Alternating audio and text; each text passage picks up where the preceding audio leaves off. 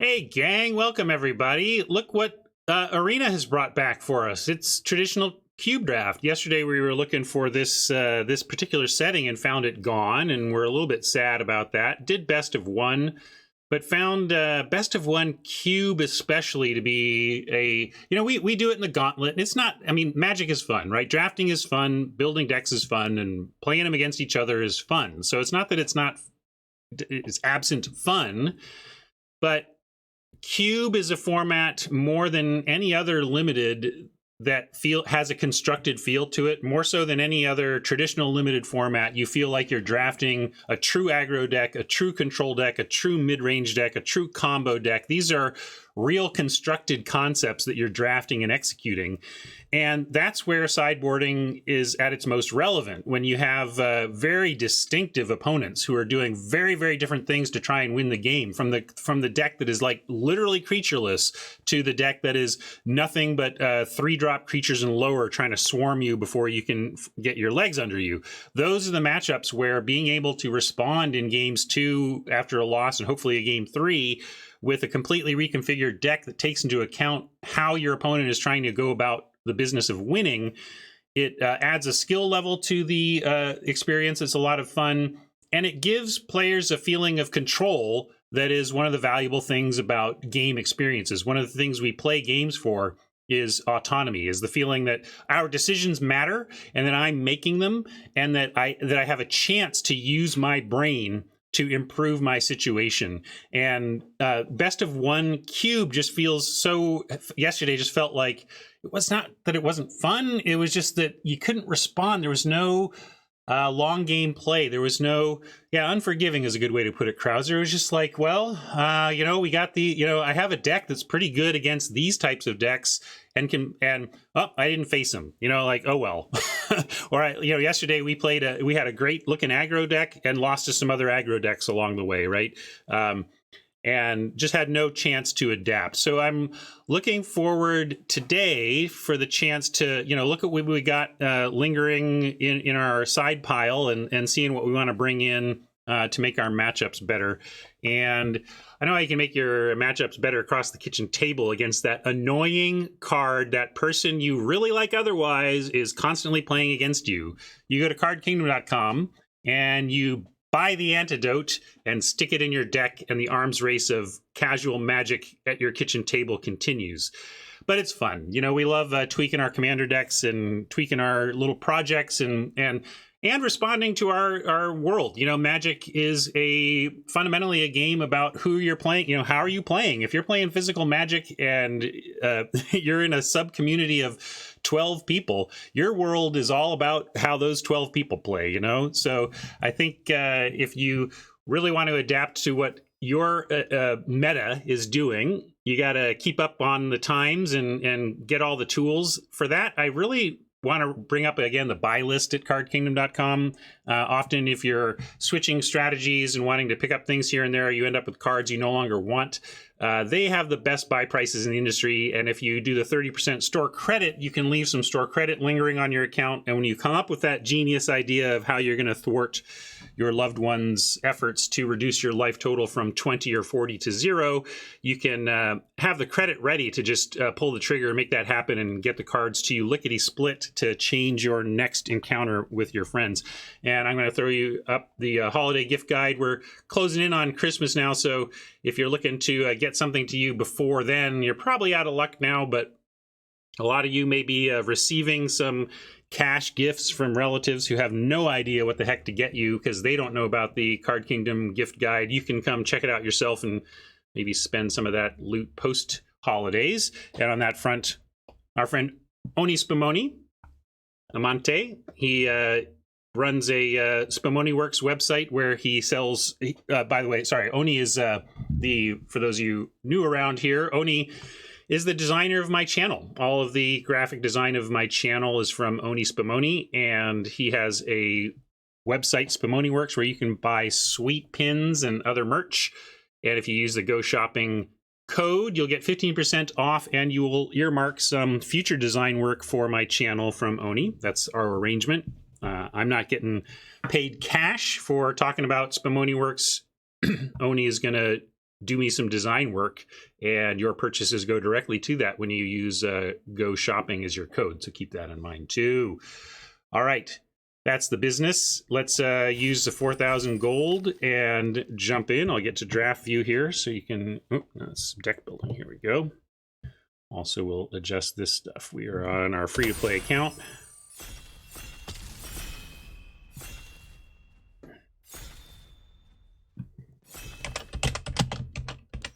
Cube best of 3. I did enter cube best of 3, right? After all that. I think you guys, you'd all be yelling at me if I were in the wrong queue, I hope.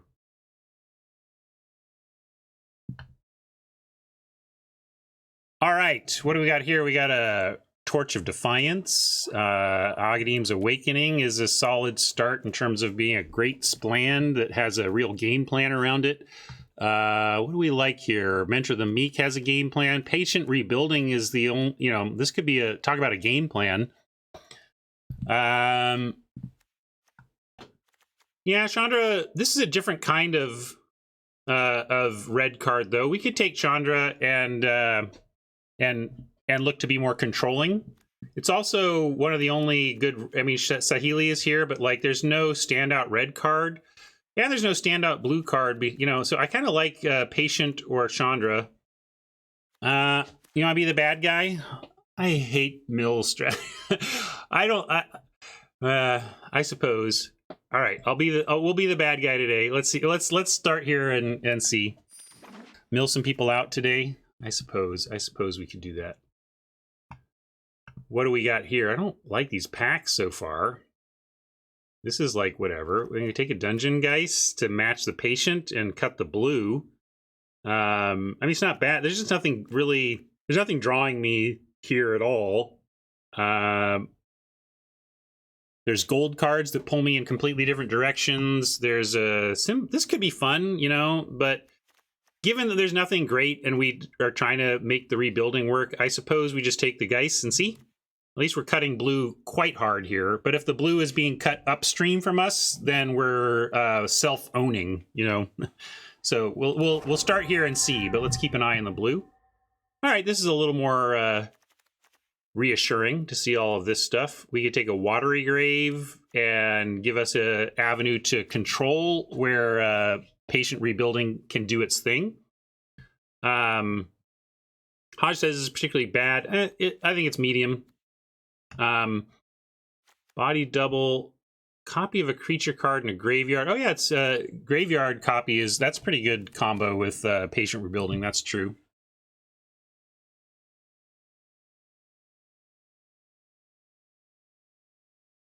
Yeah, I don't know if maybe this will wheel. Is this something people like? If people aren't doing the graveyard thing, this is not particularly playable. Let's take the Watery Grave and be really grown-up cube drafters. Like I like Thought Erasure too. Yeah, Krauser calls out Thought Erasure. I'm gonna take the Watery Grave. I would love a Thought Erasure, but Grave is premium fixing for sure. Agonizing Remorse is a control follow-up. It's effectively the Thought Erasure that we could grab here. Bag of Holding is solid for control decks looking to go long and generate some value. You could grab Field of the Dead. Oh, you want to do Overwhelming Splendor? Well is interesting too. If we want to, yeah, we could keep cutting the blue with the Well. I don't think we need the Well though. We took the Watery Grave. Yeah, I'm going to stick with the Remorse. This Splendor is interesting. But we'll see. Yeah, maybe if it wheels, we can think about being Esper control. Field also is a super interesting suggestion. Commit to Memory.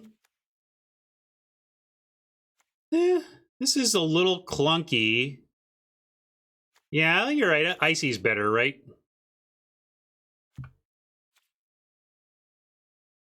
Take Icy, see about wheeling this. I don't think many people are going to want this. It's pretty clunky, but it and it kind of does exactly. It's such a non-bow with our. I mean, it's a good against us, right? each player shuffles their hand and graveyard into their library and draws 7. Like, if we're going to do milling, that's not what we want to do anyway. Fortress, getting some land, totally fair. I think Icy Manipulator is good enough, though.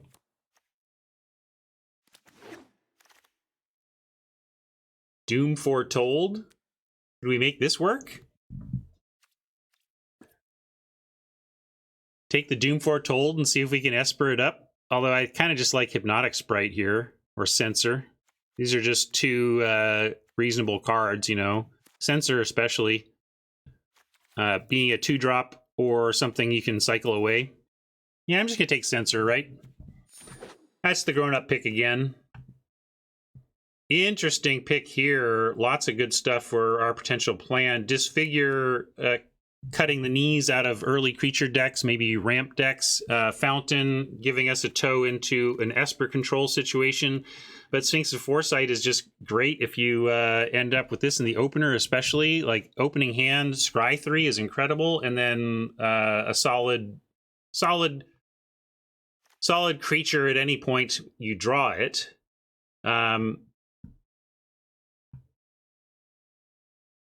Yeah, this might be the adult pick if I felt we were, you know, I don't feel the need to go Esper yet, though. Like, maybe Fenrir seems pretty convinced that we're going to end up adding white to this deck, but since we're not there yet, I'm not going to force that. Oh, this is tough because Languish is exactly what we want to be up to, but Thassa's Oracle is a game plan with Patient Rebuilding, right? In the sense that we're going to be drawing a lot on ourselves as well. You just want an epic downfall, huh?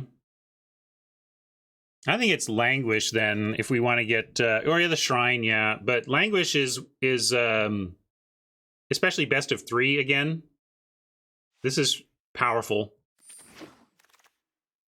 Awakening comes all the way back around. So does the Sphinx's Rev. So does the Warkite. So does the Palladium Mirror. I'm really surprised to see a lot of this stuff here. Sphinx's Rev could make Fenor's prediction come true, right? Take a Rev here and look to add some white in somewhere. Spland is appealing, but it's also not quite what we're doing. I mean, I'll play any of these 3 damage Splands, but it's simply not as effective in our plan as... I'm willing to hedge on the Rev here. I think that's an interesting hedge. Archfiend. This would be kind of the cycling deck. We got the Censor. I don't know if we're going to play this in the end, but I'll take it over the Bedevil. Okay, Thought Erasure came back. That's good to see. There's Warrant Warden, but let's just take the Thought Erasure. Witching Well also comes back. Field of the Dead comes back. The Splendor does. I guess we could take the Splendor now and see if that's where we end up with things. I think that's more interesting than just taking the Witching Well. And I don't think we're going to be a field deck. I'm just going to let field go here. Glacial Fortress, more important than the Cloud Blazer, which could be a playable in the white splash, but Fortress is the hookup we're looking for. Get us towards this possible situation. Yeah, I don't know if we can do the Doom Foretold thing, but we'll take it and keep it in mind. It'd be sweet if we got a Doom Foretold deck. I would be happy about that. Blast Zone last pick. Well, Embercleave is wow. Approach, we could just take Approach, and although we can wheel Approach, I bet. Prophetic Prism is fixing and Doom Foretold fodder. Probably not coming back. Angel of Sanctions is interesting. I mean, right now I'm on trying to... I don't know how heavy white we're going to be. Neutralize as straight counterspell is super interesting too. Yeah, there's not a lot of good counterspells even to be had. I think Neutralize, but because we know we are... Also, yeah, we have no 3s yet. Well, if Approach doesn't wheel, that's okay. I don't need this. We need something to win with. It doesn't need to be this. I mean, we have Splendor, like, whatever. Neutralize is the thing the deck needs. So I'm taking it.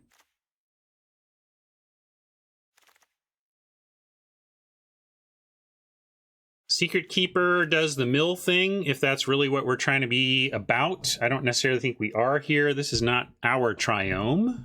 Lantern is interesting. It's a 3-drop that turns everything... Yeah, Waker is interesting. I think it's Waker or Lantern, but check out the Lantern. Yeah, Rankle also... I don't know, Rankle doesn't feel like it's exactly what our deck is up to. You think it's an easy Waker? I mean, if we're reanimating, then I think maybe it's an easy Waker, but we're not even... I don't think it's easy. I think Chromatic Lantern is exactly what this deck wants, really. So Chromatic Lantern slotting in at 3 is extremely appealing to me. I'll go with chat, though. Some smart people in chat suggesting Waker is, quote, easy. I think the Lantern for the white is really appealing, but I can see the appeal of that too. Lay Claim is going to be... I'm going to try to wheel the Edict and take the Lay Claim here. This looks like a fun deck brewing. Long game control. Yeah, Cast Out. Interesting, but this we also have, we do have the Archfiend. So picking up random cycling stuff here is nice. This isn't cycling, but I'm looking for other like Neutralize, Censor, and Lay Claim offer 3 cycling payoffs for Archfiend. Torrential Gear Hulk, I don't even know if we have it hooked up yet or not, but we're going to take it and get it hooked up, right? Let's see. Man, maybe we don't. Let's see. What I really want... You want to take this and make it work, but, like, it doesn't work with Rev.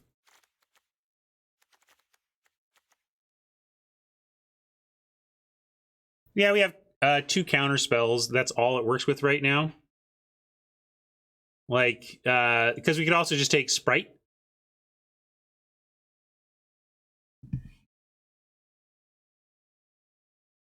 Languish seems good. What do you mean Languish seems good? I'm going to take the Gear Hulk. But it's not great yet.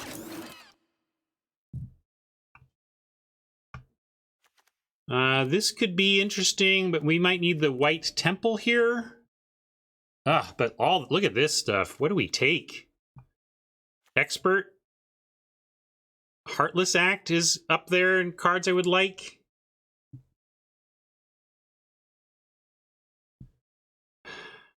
Temple is the grown-up pick, but we wield Glacial Fortress, so I'm going to take Heartless Act, because we need interaction. This is no joke.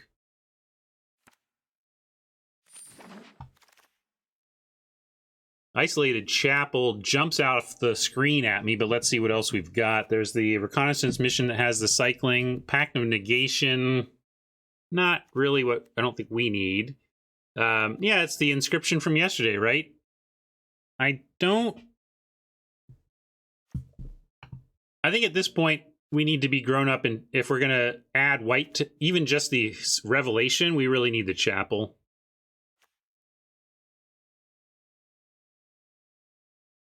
Hodge likes the Pact.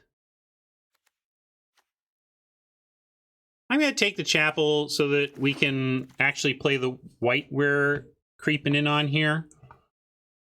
Thoughtseize is going to be our pick here, though, right? Over Perilous Vault. With Thoughtseize, Thought Erasure, and Agonizing Remorse, we're going to really pick apart their hand. Well, Jim, by getting it in multiples, you get it more reliably in your first couple of... in your opener, which is where you want it, right? Yeah, I like Nightmare here over Sailor.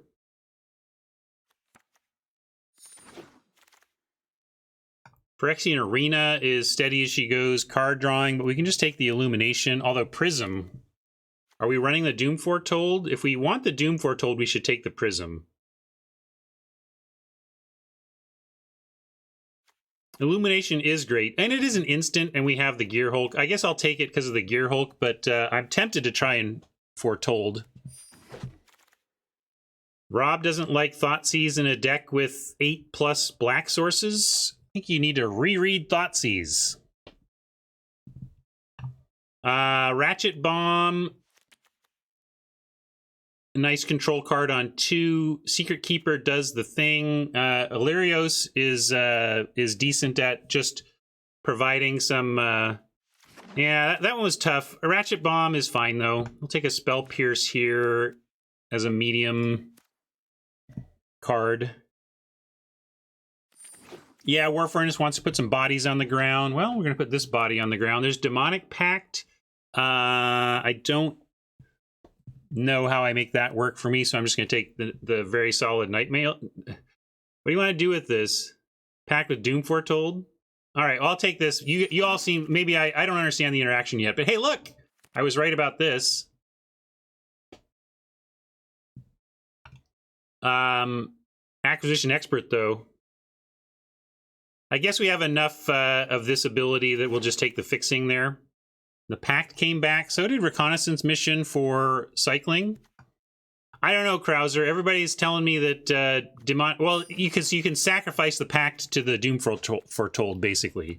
I see that much. I just don't know if that's good enough. But Realm Cloaked Giant as a sweeper is kind of what this deck needs over anything else in this pack. I mean, there's nothing really here for us. You could argue a Octopus. But thankfully, with Chapel and Enlightenment and Glacial Fortress, we're really on the road to good mana here. So we're going to take the white sweeper.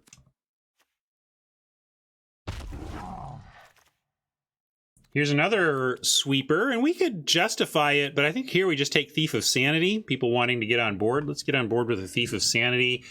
Although there's a Blood Chief's Thirst that would be nice. We did pick up some pinpoint removal, though. And we have a lot of hand destruction that can get early plays. So let's take Thief and try to wheel the inversion.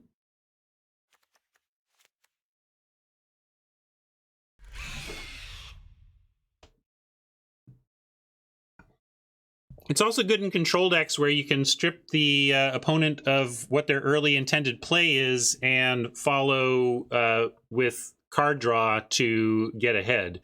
Hostage Taker over the Mauling.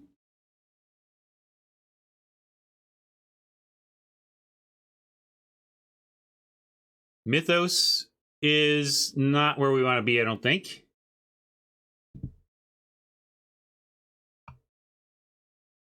Hostage Taker is crazy good. 3 for 1. But yeah, Mauling not hitting Planeswalkers is a real drawback. That's fair. I'm going to take Hostage Taker. If for no other reason than love. Fatal Push could give us some action. We don't have the reliability of the 4 or less Revolt mode that you would in Modern, which is why it's such a staple in Modern. So yeah, Eliminate could be better. In the sense that 1 mana for 2 or less versus 2 mana for 3 or less with an unreliable Fatal Push trigger probably does mean Eliminate, although Treasure Map also interesting. Yeah, Doom Foretold. I don't know if we're doing Doom Foretold. Treasure Map is super interesting, though, but I think Eliminate is worth it. Eliminate, kind of what we want to be doing. Zealot could be something that we sack pretty easily to our Doom Foretold. Into the Royal, just strong value card.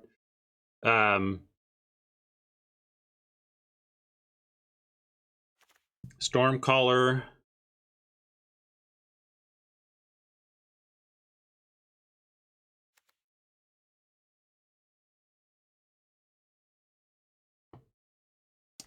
Let's try this and maybe we'll do the Doom thing. I'm going to take that on the Doom spec. That's more interesting, right? That's fun. What's not fun is that this is a red-green pack. I mean, you take Helm of the Host, but what are we putting that on?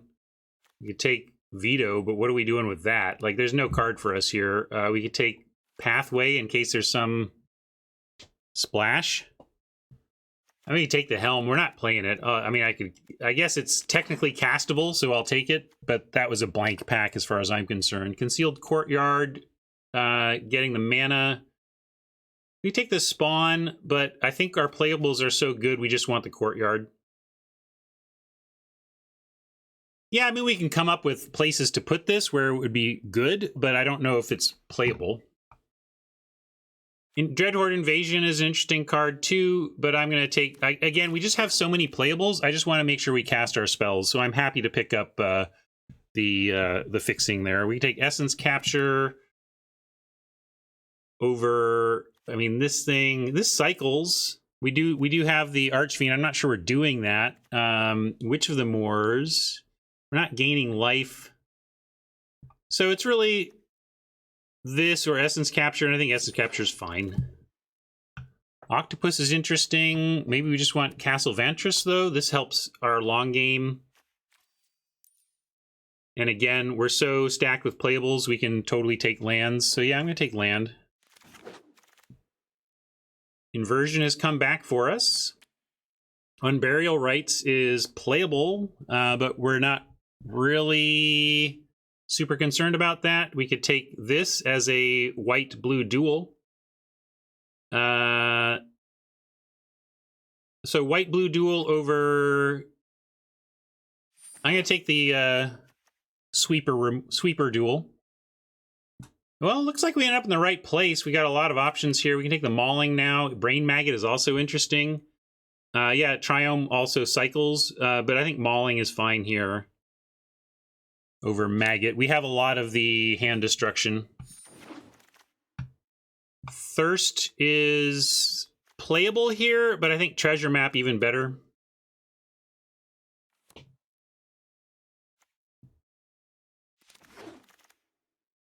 Castle or which of these? Help! Wow. I guess I'm going to take Castle on our deck is good, so take the lands theory.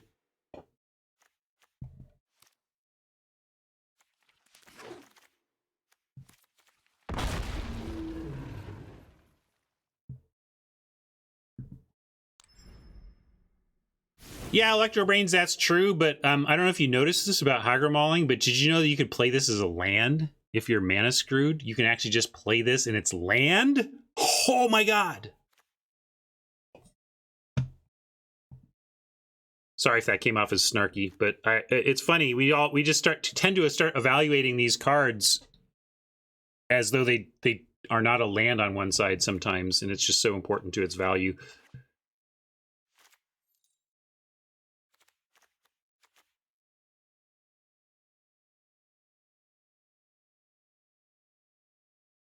You don't like the castle in this deck? It's just too free. I'm not going to not play it. It's so free.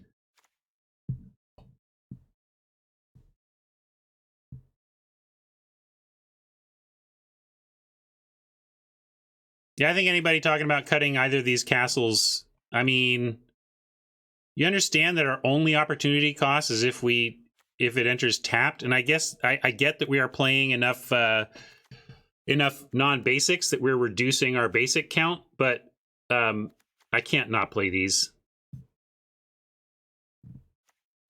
It's the opportunity cost, Rob. Sometimes our hand will be empty. Sometimes our hand won't be empty, but drawing a card for 3 life is going to be great, and we'll be so happy.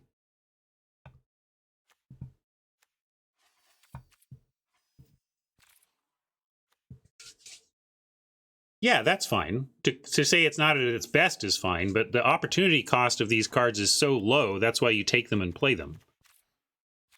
Let's see. T. Creature. And on the land front, we are currently at, what, 3, 4, 5, 6, 7, 8, 9, 10, 11, 12, 13, 14, 15, 16, 17, 18. This is 19, which is probably what we want. We probably don't want to cut any of this. We have 17 lands and a couple of splans for the 19-ish. So I think that's just correct. So I think we actually have 10 cuts to make from this deck. Yikes. I'm going to cut a Spell Pierce.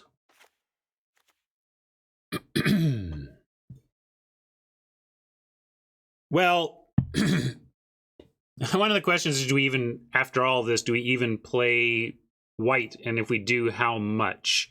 Probably just don't need the Doom Foretold plan. Like, we took Demonic Pact and Doom Foretold partly, and like stockpile for that possible angle.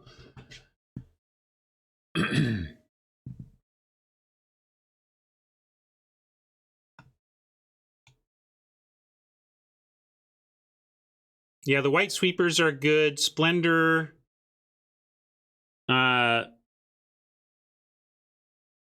Maybe it starts in the board. Should we put Splendor in the board and bring it in if it's actually the thing? Because if you're going to spend 8 mana on a spell, don't you want to be sure that it actually poses that deck nice and good?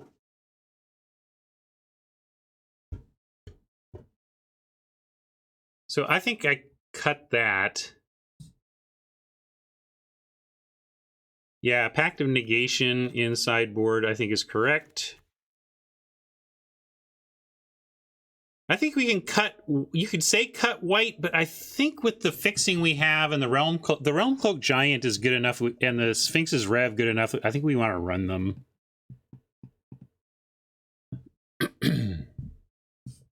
Yeah, we could make a, if that's what you're saying, you want to build a version without any white just to have it in our back pocket.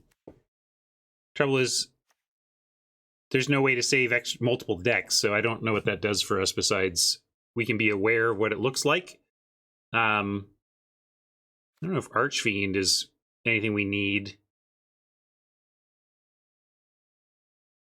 Especially since its big thing is shrinking creatures. I mean, if our opponent is playing tons of weenies, you think it's great here? Well, what is it doing? What's its job? Well, we have a couple of cyclers, but what's its job? I love you, Fenor. He's arguing with me and then admitting, well, I could read the card. So it's a flying 5/4. It cycles for 2, and when you cycle another card, you -1/-1 Oppo's team, and that is so specific, right? -1/-1 counter on each creature your opponents control. Like, I kind of feel like we started out, and if that specific thing is good, putting -1/-1 counter on each creature our opponents control, then we bring it in. Well, we have like Languish. We have, if we're playing the white, we have Realm Cloak Giant. So it's like, the other thing is we kind of have that job covered anyway. Yeah, but threats, we don't need threats. I got this threat. I got this threat. This is my favorite threat, which is their best threat. We got this threat. We got this threat. Like, I mean, it could be Electro Brains. That's the thing. Like, we got this. We got this Sphinx. Like, I'm not.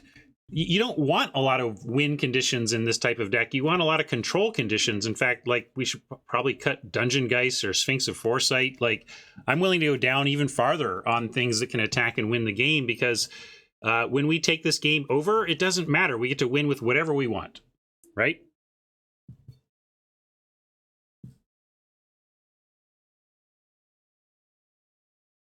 I don't, but Pact does say you lose the game on it. So if we're going to run Demonic Pact, I need more than, like, what do we have to sack it? We have, like, we talked about Doom Foretold, but that's not even in there. Like, I just don't see running a card in a long game control deck that says you lose the game. Oh, Pact of Negation. Again, I don't see, I don't know. This is a 5 mana counterspell. It's a 5 mana counterspell. I have to really be sure that I need to sneak in a 0 mana pay later counterspell.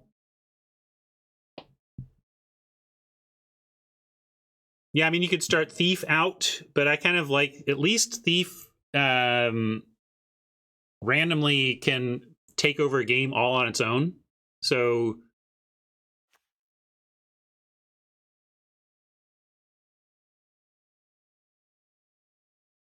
Muxus. Well, we'll talk about that if we get there. 3 more cuts here. What's uncuttable? Or like, you know, where again, yeah, I almost want to cut. I think we need to cut a Dungeon Geist or a Sphinx of Foresight. And, you know, we could cut Remorse. But the thing I do like about Hand Disruption is that the one thing we're sure of game one is that our opponents are going to have cards. We're even sure of that game two. That's the nice thing about Hand Destruction is that, you know, it's going to get, like, non-land is very reliable to get something, right? Yeah, the Essence Capture at blue is a little oppressive, isn't it? We could consider cutting that, especially since it's also creature specific. And bring it in when we know it's going to be great. And again, have these Thought Erasure, Agonizing Remorse, Thoughtseize early plays that are going to be good against literally anything. Good point that Geist dies to Languish. So does the Sphinx of Foresight, for what that's worth. But I can see cutting a Geist again.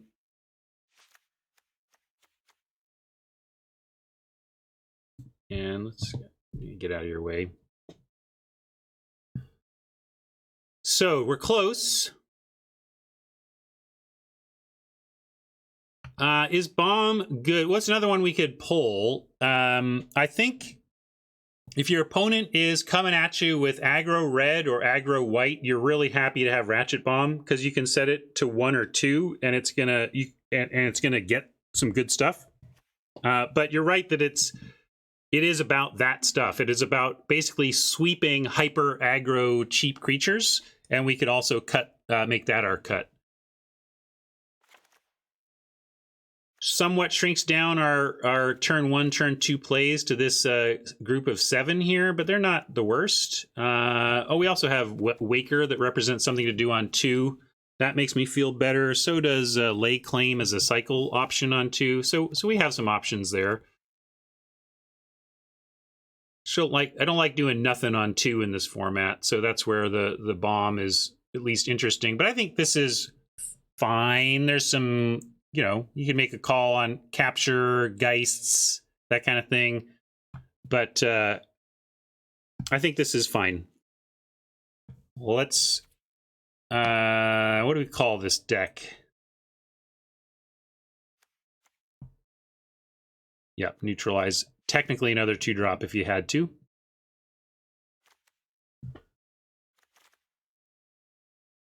The bad guy, yeah. The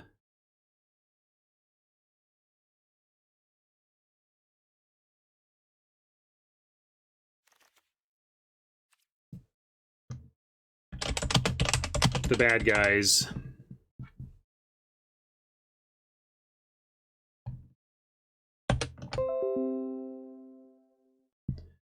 What do we got? Avon Full Arts for Krauser and Lotus Sleeves for Mama.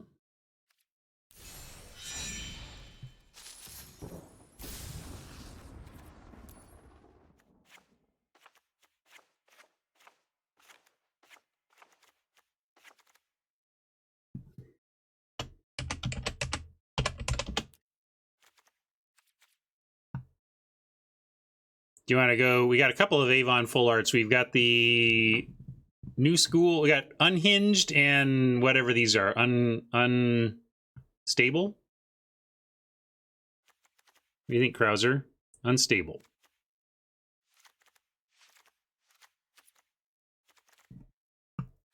All right.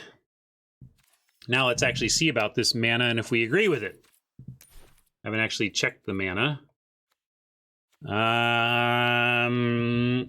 We only have a little bit of white for the Realm Cloak Giant, but it's double white, and the Sphinx's Rev.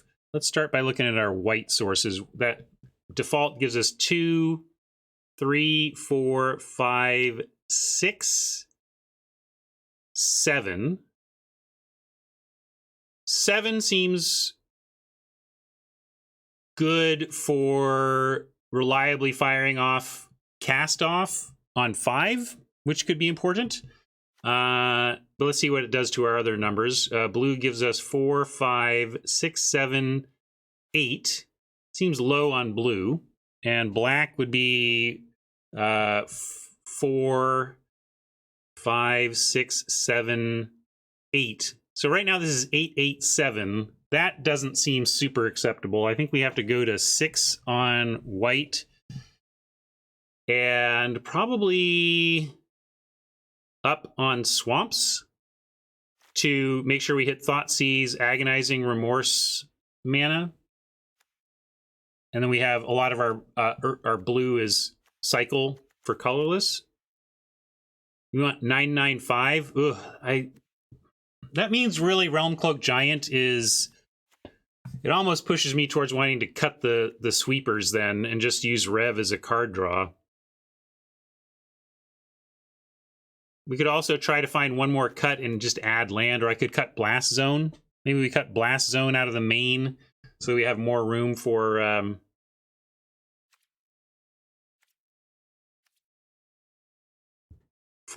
colored lands here. Then we can do Boom Boom at the very least. That gives us 6, 7, 8, 9 blue and 4, 5, 6, 7, 8, 9 black. Yeah, that seems a lot better, huh?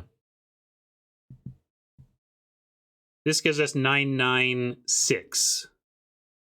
1, 2, 3, 4, 5, 6, which makes Realm Cloak Giant tough but playable.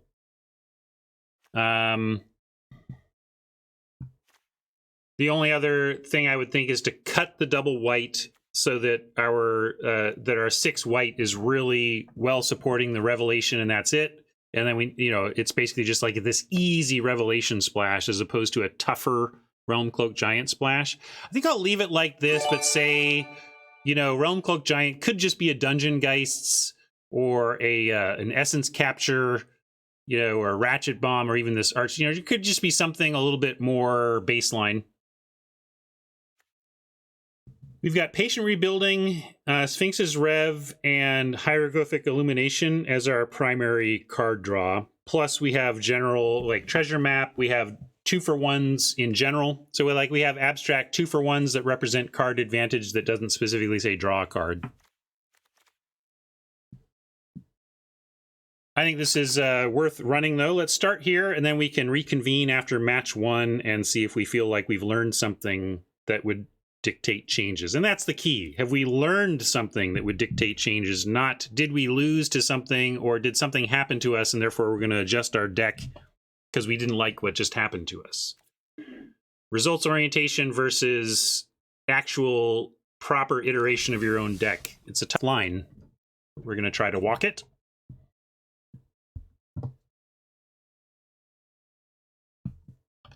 And you can also tell me, on average, how you think this deck would fare in a best of 3 reality after a million plays.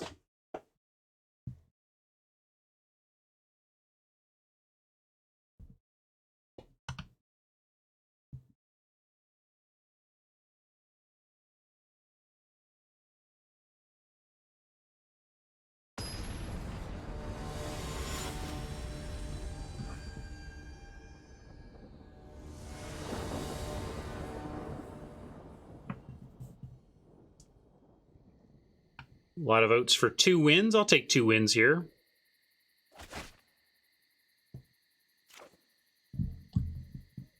This looks pretty sweet.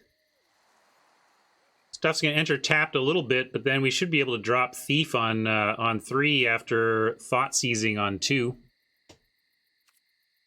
Maybe we draw a Swamp and it all just unfolds much more smoothly. Yeah, Castle would be our first play if we don't draw a Swamp. Then we untap, play Enlightenment and Thoughtseize on 2, and then we have Thief on 3. We have Languish too, so we got to see whether we want to commit to Thief or hold Languish, but the Thoughtseize helps with that too. Oppo has Mold, but Scry to the top. We did find our Swamp, so I'm just going to go with that. We get, we can even go Swamp, Castle, Island. We can just play everything untapped if it's what's needed, and we can decide if we want Enlightenment on 2 or not. I like doing this now as opposed to giving them their second turn. We may be able to strip their only 2-drop and like really cut it out from under them here. So like we give them Pillar, Oh, if we give them Pillar, they can take out the Thief. We got to remember they've got Wilt. They're probably going to cycle this, though, given the lack of action. So let's take out the Pillar so that our Thief can go crazy in the air.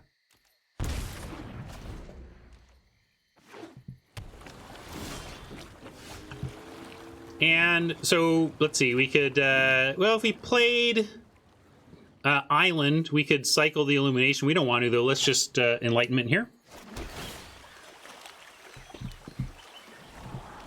Hostage Taker seems like this. I mean, we see these types of colors. I expect creatures. We don't see any yet, but I'm going to keep Hostage Taker. That seems good against this deck. And we have 4 land available and card draw, so I'm not concerned about hitting our lands either.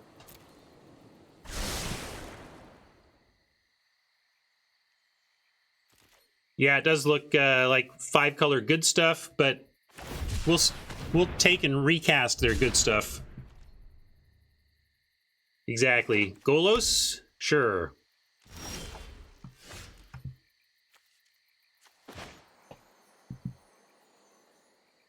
Yeah, let's just go Thief here, though. Yeah, good call, Haj. Could just be a Field of the Dead deck. Anytime you see that kind of land variety, it's a good guess.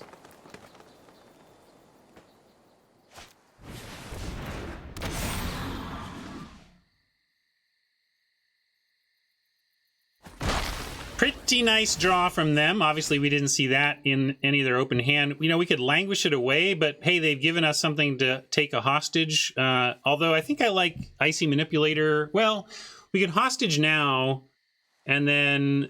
no, I like getting Manipulator going so that we can hostage, untap, cast the thing on hostage while still having Manipulator action.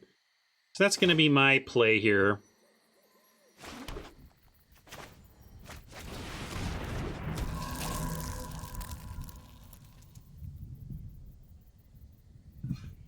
Got to think about how we want to use this Manipulator. We can tap down lands, which when you're against this 5-color, like selectively cutting them off of one of their colors at sorcery speed is valuable. And yeah, if they want to do another 4 or less toughness creature, we can just languish. And of course, this is the classic combo. For those, I don't know those of you who've been playing forever, but like Icy Manipulator was in alpha along with Wrath of God. And the early understanding of, like one of the first competitive Magic understandings was that, oh, if you Icy Manipulator, you have this thing that takes care of one creature, forces them to overcommit, and that makes your Wraths better, right? So Icy plus Wrath is a classic combo. Does recasting with hostage mess with counter-based creatures? Yes, it's like the creature dies and then is recast. But unlike stuff that says cast for free, when you actually do have to pay the costs, you can take an X spell and actually cast a new X. Lay Claim is cool. Looks like we're going to get to steal something as well. I like Watery Grave, untapped, tap Hydra, draw 2 at the end of their turn. Going to keep being patient here, because if we can use the old school combo of Icy Manipulator forces you to play more creatures and then languish them all away, we get so far ahead.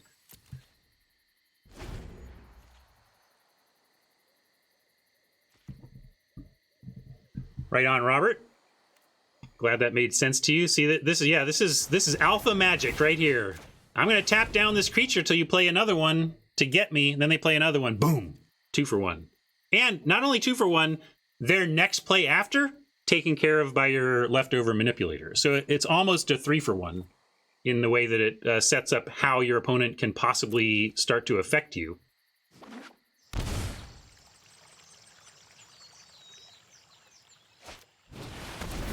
Krasis at 4 is pretty darn perfect. I mean, their 4 means they get to draw 2. That's solid for them, but we get to languish it away is my point. So I'm just going to go ahead and cast this.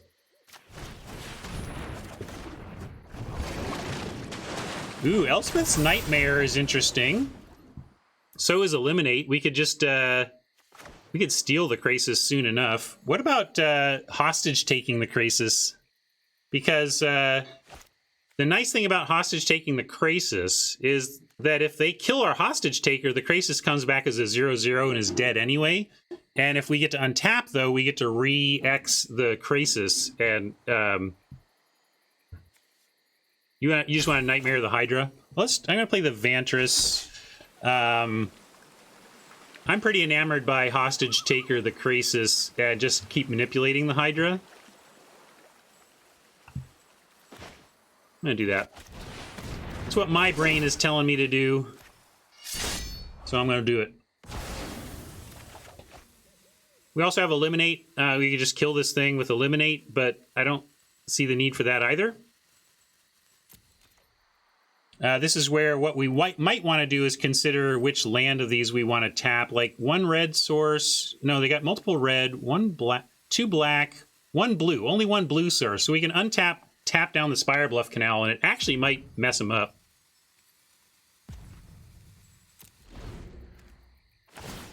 So I'm going to do it.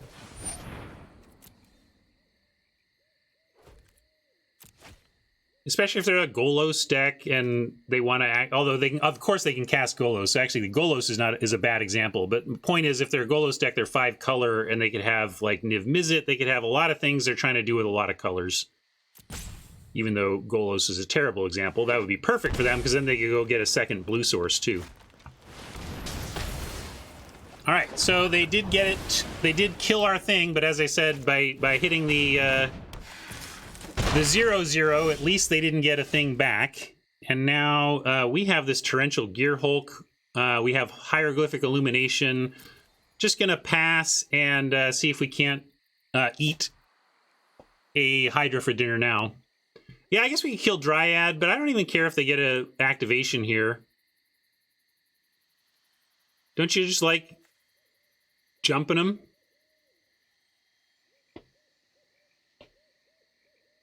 You want to claim the Dryad?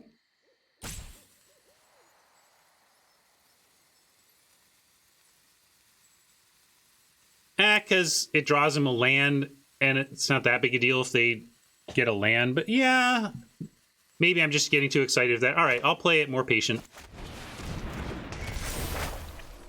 Big Ben likes my line. I think this is all fine. We're just controlling this till we win. We can really do it however we want. And Icy, we now have Icy plus Eliminate, which is good too. Yeah, lay claim. We could steal the, if needed, we could steal the land itself. Hey, there it is. Should we steal it? We got to draw a land of our own, of course, to do that, but it's possible. And are we bothering to eliminate? Well, we could steal Immortal Sun as well. I mean, I don't know which one wins us the game better, stealing their Immortal Sun or stealing their field. Yeah, it's true. 1, 2, 3, 4, 5, 6. We're already there. That's a great point, Gidandamore. Okay, let's eliminate the Hydra and try to draw a basic and steal their field and win that way. That would be hilarious. Sun does nothing for us. What? You do know it draws you an extra card a turn? I think drawing an extra card per turn is definitely something. Definitely something. Not exactly sure what, but it's something.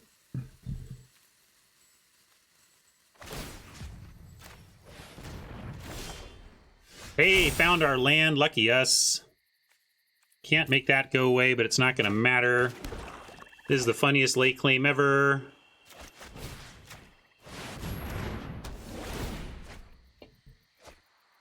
I'll take the field, but leaving them with the sun is not nothing.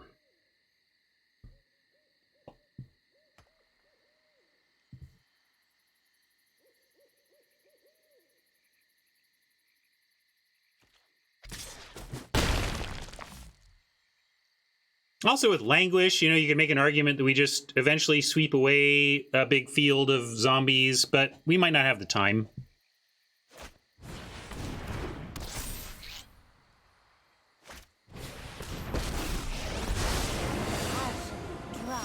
There's something truly spectacular.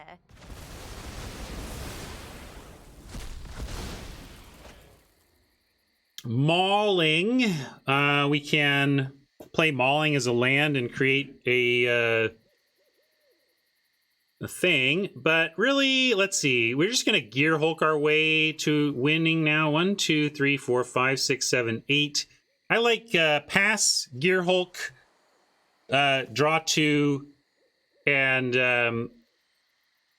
well, do we even care about this? I don't know if we care about this. I'm ignoring Kiora.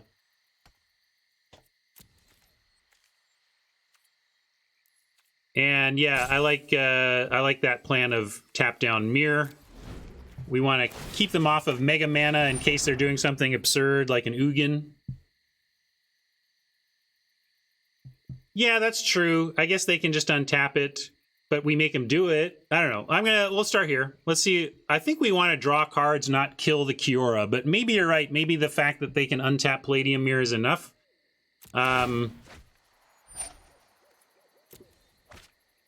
Like, my biggest fear is something like an Ugin, but they have Immortal Sun out, so no Planeswalker is going to wreck us? I don't know. In fact, wait a second. Never mind. Kiora is totally not a concern for us, right? Never mind. Okay, sure.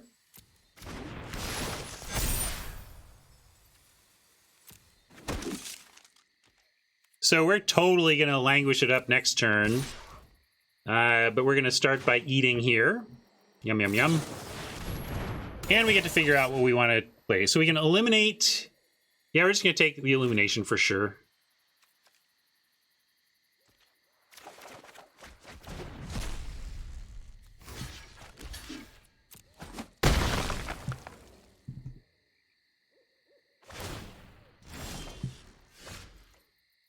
Oh, look at that. How did that not work? Oh, that's so sad. Trust Downey has the text, but they don't even get their field back. That's too bad for them. I feel badly for them. But not so badly that I'm not going to languish patient rebuilding and... Yeah, let's go. All right, sorry, I forgot I had a Field of Dead. Good call. Languish. Yep, that's good.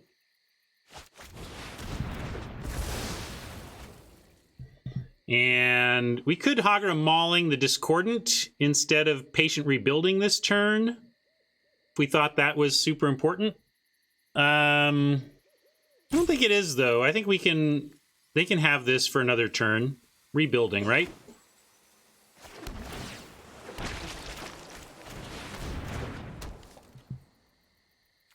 We can't attack, at least.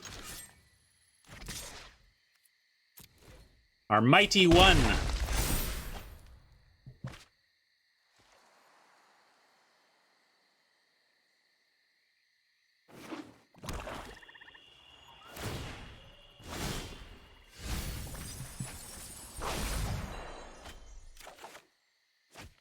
All this looks pretty good. I'm going to play a swamp. And erase. Nice. And destroy creature. Yeah, let's take that. Gets rid of... Well, we have Mauling. But whatever, we'll take additional control elements. They're 14 to our 17. And yeah, this is where only one blue, right? But I'm going to just maul Tristani now.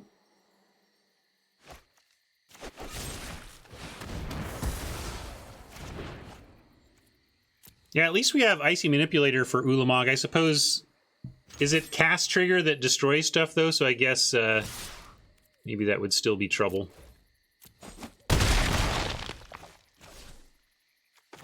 And play Treasure Map.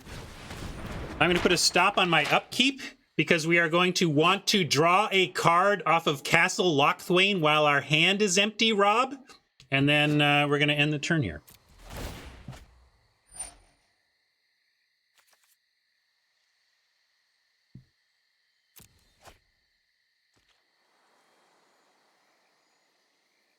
Oh, yeah, I should have tapped blue.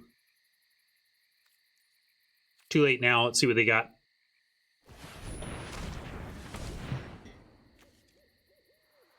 Too busy scolding Rob. to do the right play.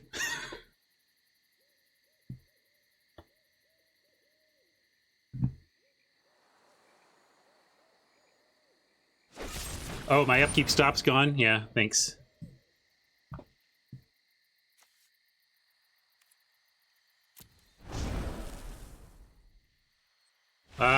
Oops.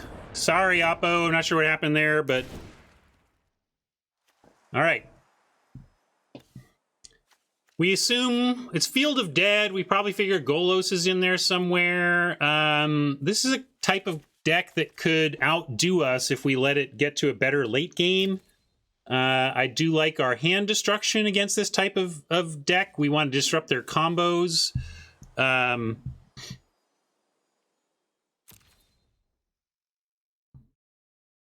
Well, Oppo did not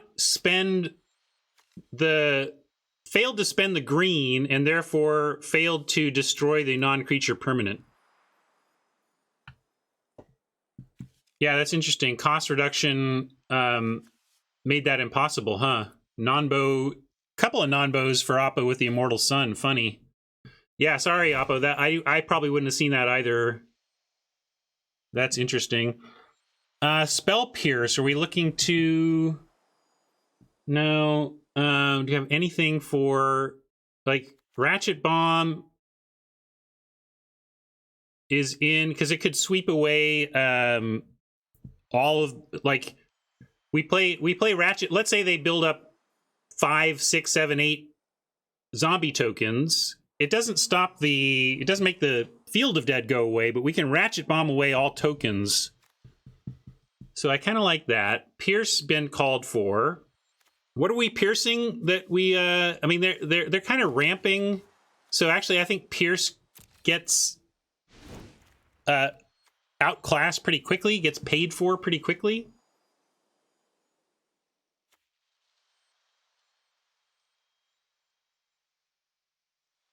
You'd play the Pact. This one?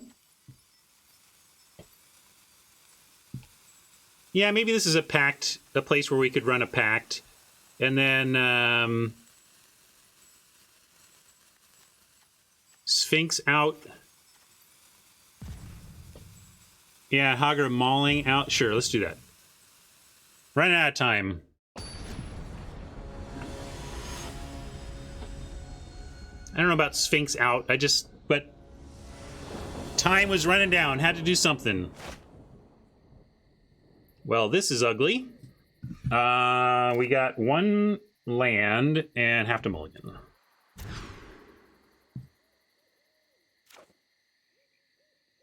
Here, we have Illumination to cycle, and we can pitch away the Giant or the Rev, probably to the Giant, Realm Cloak Giant.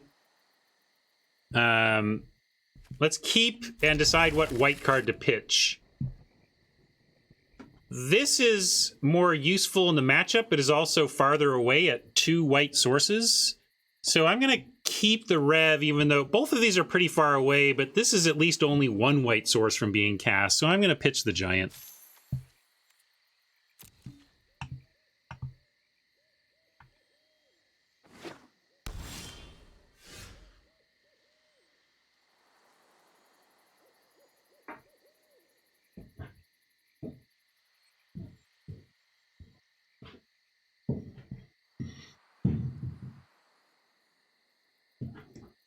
We could consider Doom Foretold if we go to 3. Oh, sorry. Go to draw. Weird. Did my stop hold over from last turn? What's going on? Why am I in like full control? Oh, do I have some 0? Just don't know why it's pausing. Anyway, well, we'll go Island.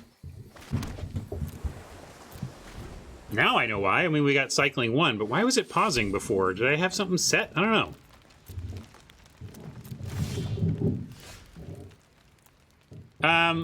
Could have talked about cycling the Illumination, but since we drew a land, I didn't want to, and now we even have the swamp here for a Thoughtseize. Yeah, I don't know what that was about.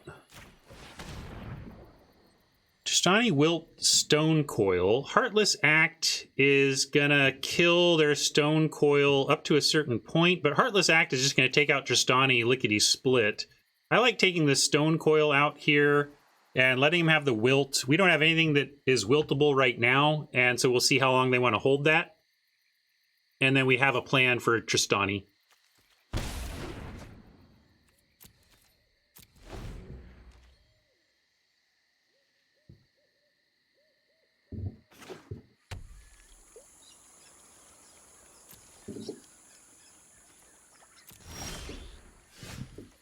Fortress here.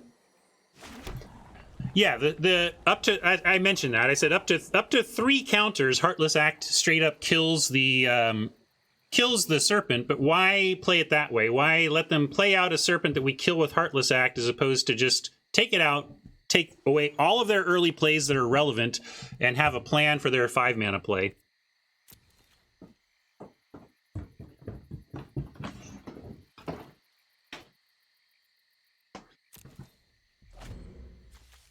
As an instant, we could cast this here if need be. We could also cycle this, but I just think we should be greedy. Nothing's happening here, so let's...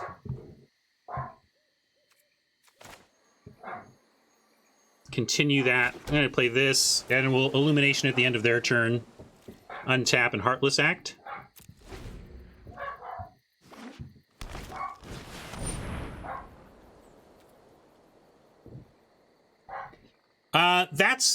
That's true, but I think seizing early when you're trying to stop them from being able to make their play on curve is totally valid, which was my thinking there.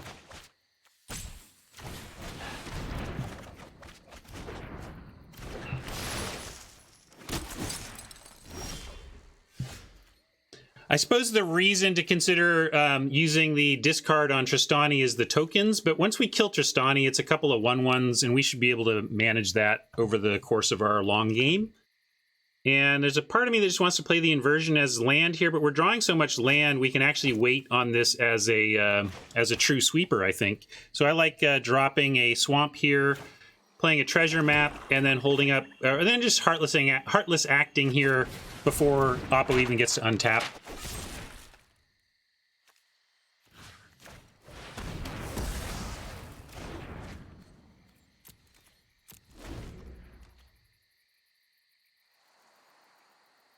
I'll put this upkeep stop on, because we probably want to scry on upkeep if we don't scry something to the top that we want at the end of their turn. That's true. Map tokens also give us emergency white and quite a ramp. Like, we'll be able to cast this pretty easily. And it's looking like it's going to be necessary. Icy is good, though. Icy is great. That's true. They could wilt the map before we flip it. Well, we got what we got. We're going to make him do it and at least have Icy for that Gargaroth. That's pretty huge. Yeah, well, they're going to wilt Icy or wilt map, and we love having either one of them left over. So I guess we just give Oppo the choice, right? In fact, kind of want them to choose the Icy. I bet they don't know about the inversion. They might let us keep the map. Actually, we can claim again, right? No, wait, we already drew. Never mind. Let's see. So we go island. Play the Icy. Give them their choices.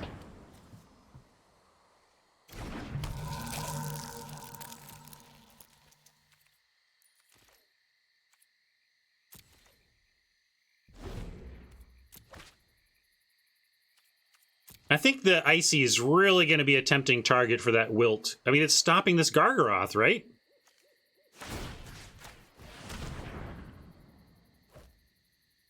And then that's going to leave us the map to give us the Ondu inversion that should close out, really set up for then a huge revelation. So I think this is working out for us. I don't know what these other 2 cards are, but barring,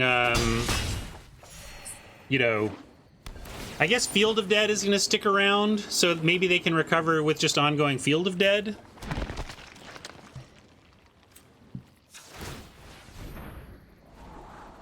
Hostage taker. Sure. Sure. Sure. Sure. Sure. Should we take a hostage? New plan, everybody. New plan. Yeah, inversion will hit our token, so we got to keep that in mind, but we have a new plan anyway.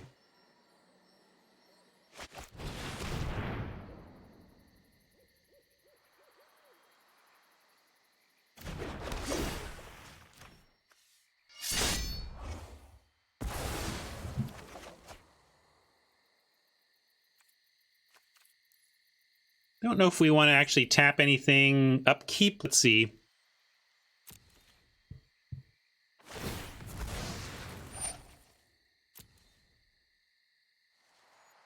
Could we? At 5? Oh yeah, we could flip this and... Do we want to? Now it's too late, right? But that was interesting. Yeah, interesting. Oh no, wait, we could. We could.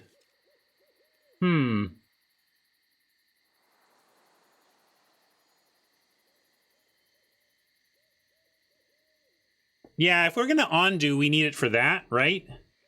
But if we undo, we're just giving him back the Gargaroth anyway. That's true. So I'm going to wait.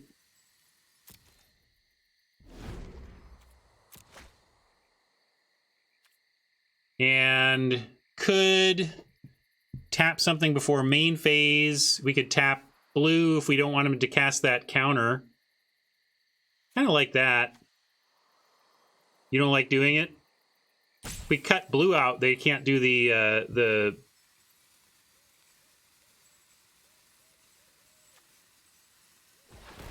Yeah, I'm gonna cut him off of blue-red here.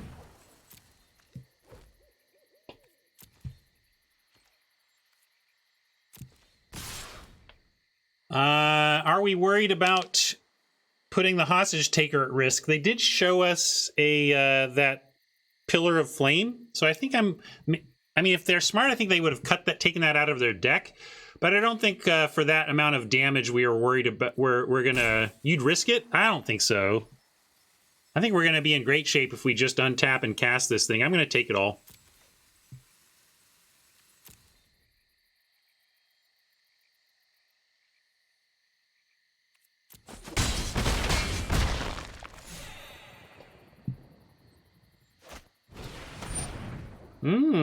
Interesting. All right, well, they get to choose here. Probably going to take the Rev, but maybe they're worried about the inversion.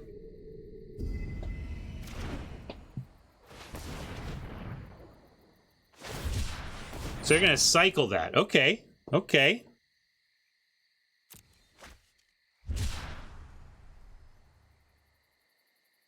Yep, I'm going to flip map, don't worry. I'm ready.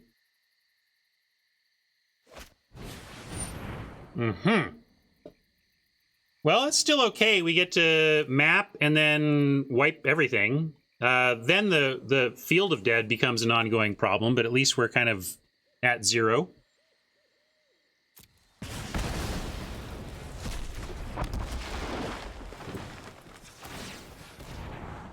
Elspeth's Nightmare.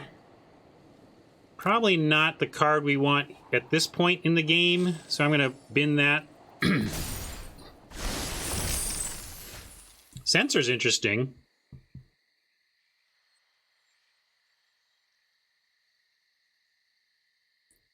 Yeah, let's see. 3, 4, 5, 6, 7, 8, 9, 10, 11 mana. We need 8 to cast the Ondu inversion, leaving us 3 left over so that we could go use 1, 2 of them to draw cards. And then we'll have a cyclable, and then we'll have a manipulator if we want. Oh, we're going to get rid of the manipulator too, though, is the thing. Still, that is the plan.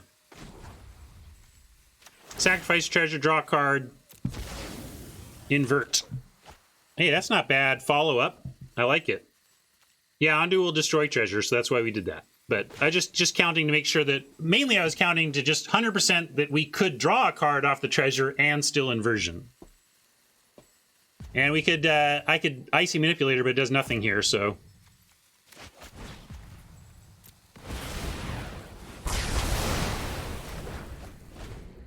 None of it mattered. Well, I guess cycling the sensor could have mattered, but I actually kind of like holding the sensor.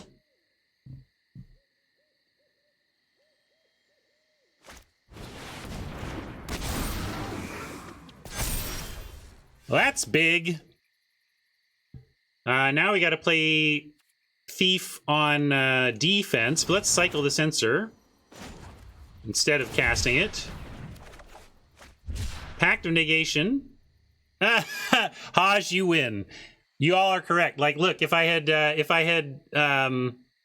left that blue up, I could have cycled the sensor, found the pact, and countered the Hydra. So you all are right. I'm wrong. As it is, we're gonna remorse their hand and see if they got anything up there that we got to worry about. Yeah, it was the pillar though. See?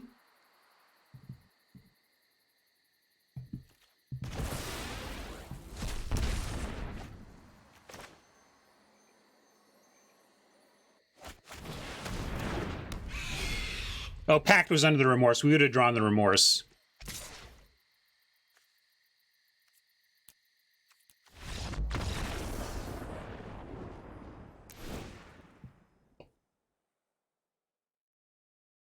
Yeah, it wouldn't have changed anything, but I mean, it's undeniable that having mana as to opposed to not having mana would have been correct there. Let's see. Really surprised they're leaving all this light stuff in. I guess we're having just enough creatures that they feel that, and they're important enough that they want to get them. We could put in a Dungeon Geist.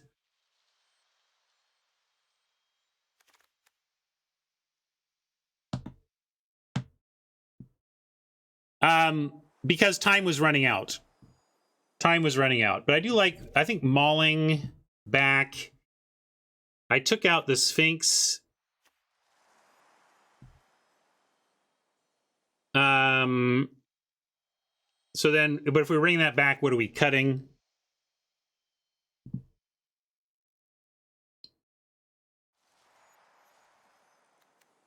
Nightmare. Is Nightmare useful enough against them? I guess it gets like Tristani even. That's pretty good.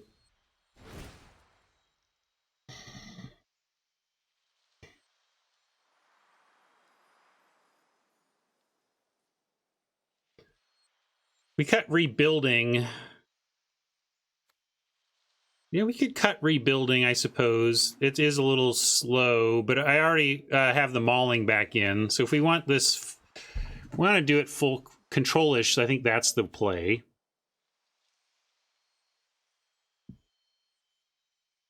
Talk about Doom foretolding this opponent. But I don't think Doom Foretold is actually particularly good on our side, so I don't like the Geist. The Essence Capture is a good argument, but it's double blue. I'll do that. Well, because it's a spell we'd like to cast.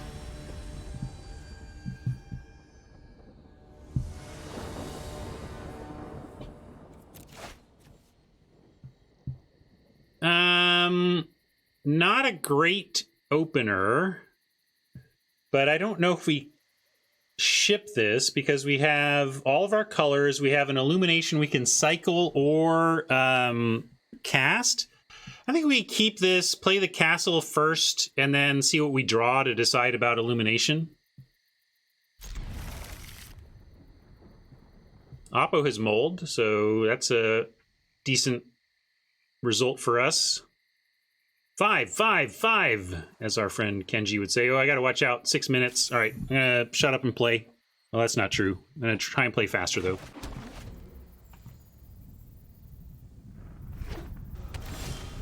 Gotta watch out for these control decks in best of 3 with the way I play and talk and stream and everything. Have a Heartless Act. That's making me want to just hold up the Illumination for full value. I'll show him the Espertron here.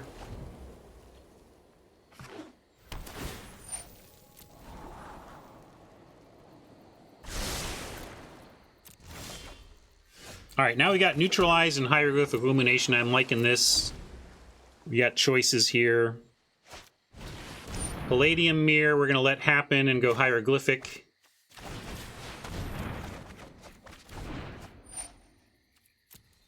Because we have Nightmare. That was my thinking. We go now we go Nightmare, Agonizing Remorse.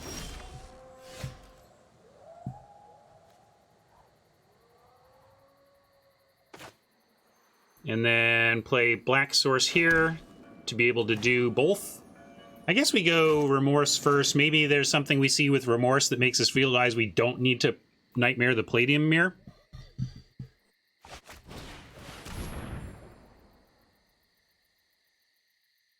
Look at all this stuff. Wow.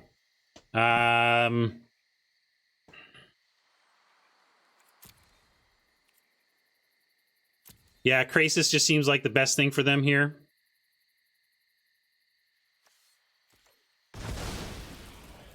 And we'd go ahead and Nightmare the Mirror, and we pick off Tristani with the Heartless Act, if it comes to that. Yeah, again, you know, we have just enough annoying creatures that I think they're keeping their creature stuff in.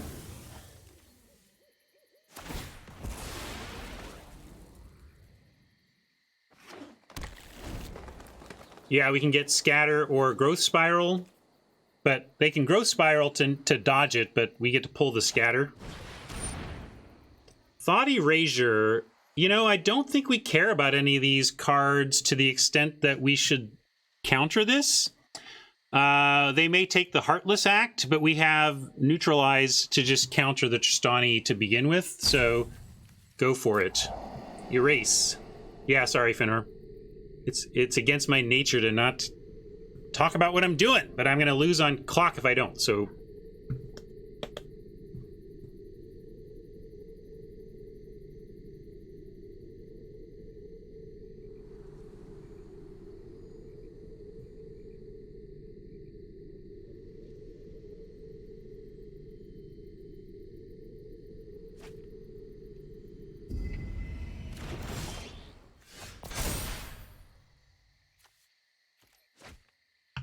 And I'm going to play this, do some scrying, bottom the swamp, and start Ratchet Bomb with the Heartless Act up.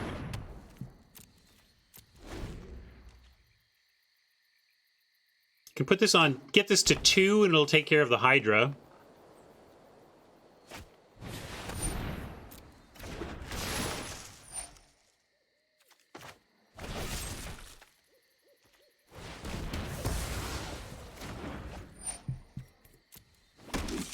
Could have just countered that, I suppose. I'm trying to play quickly, though. Eliminate. Eliminate will be better for this than the Pact. We can save the Pact. We can even fire off the Ratchet Bomb if we want to take out those tokens. But let's play our land, for crying out loud. Fenrir trying to do that stuff, it fails on me, and then ends up taking more time for me than just trying to play quickly.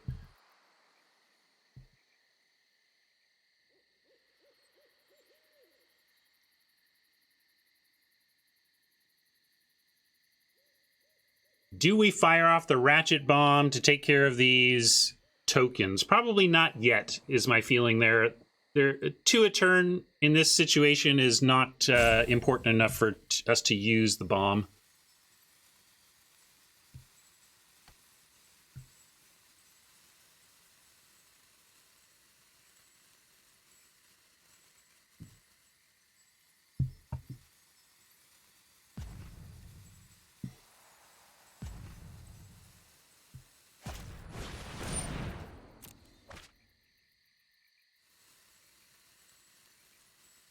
Yeah, I gotta be really fast, or it's gonna be tough.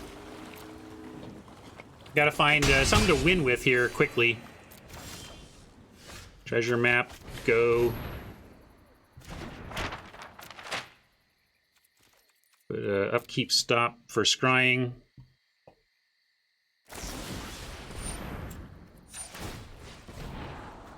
Hagra Mauling will keep just good clean removal.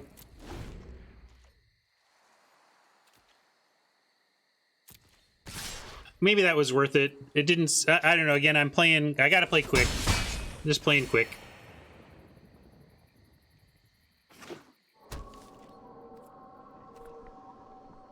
Yeah, that's true. Could have done that. Hogger mauling. Next. And...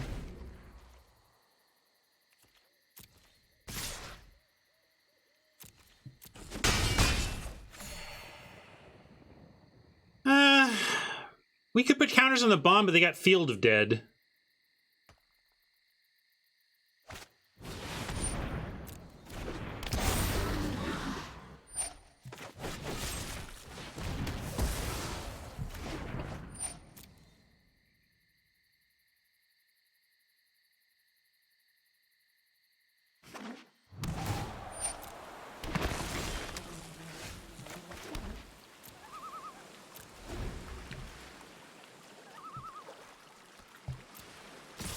You give it one more turn before I fire this off.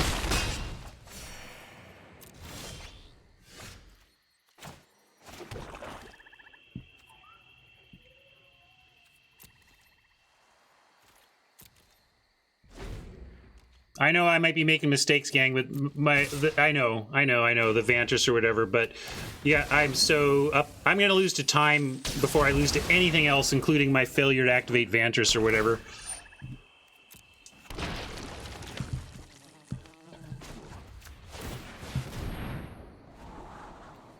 Okay, that's a win condition at least.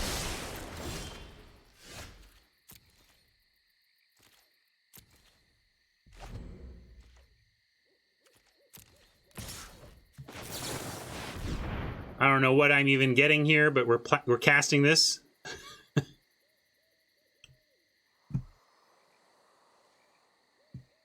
Pact of Negation ready if they've got counters for us.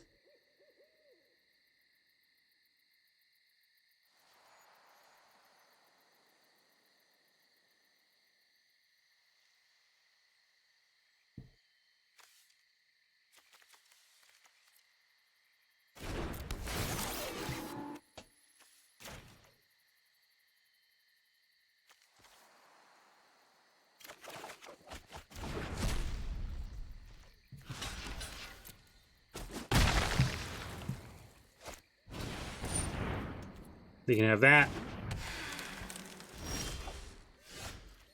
Interesting, but not relevant.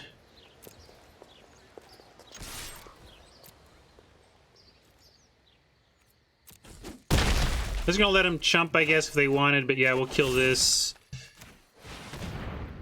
Don't want them to make more field lands.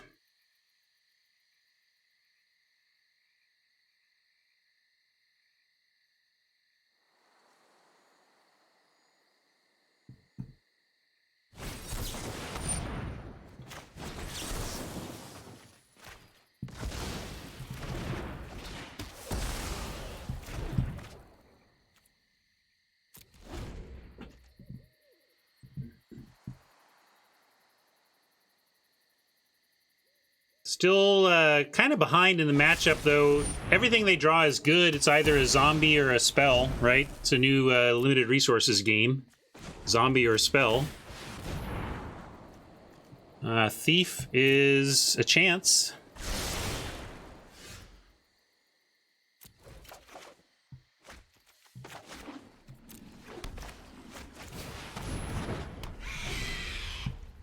Oh, Giant is a reasonable cast, too. But looks like we've got something else to do. Yeah, pack cost made it all too much. Oh, wow. Okay, so... destroy all non-giants. And then we have the lay claim for next turn. 1, 2, 3... Yeah, next turn, not this turn. Sorry, I could have claimed that. I'm just playing super fast, gang. I know there's a lot of options, but I'm so clock obsessed I can't even think.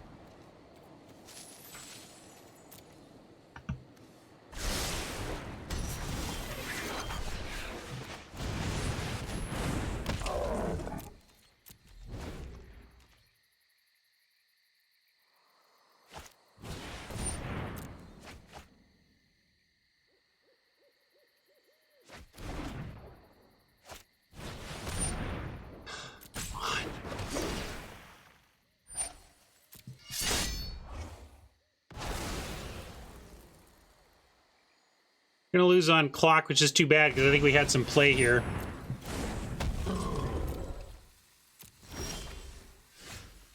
You gotta be kidding me.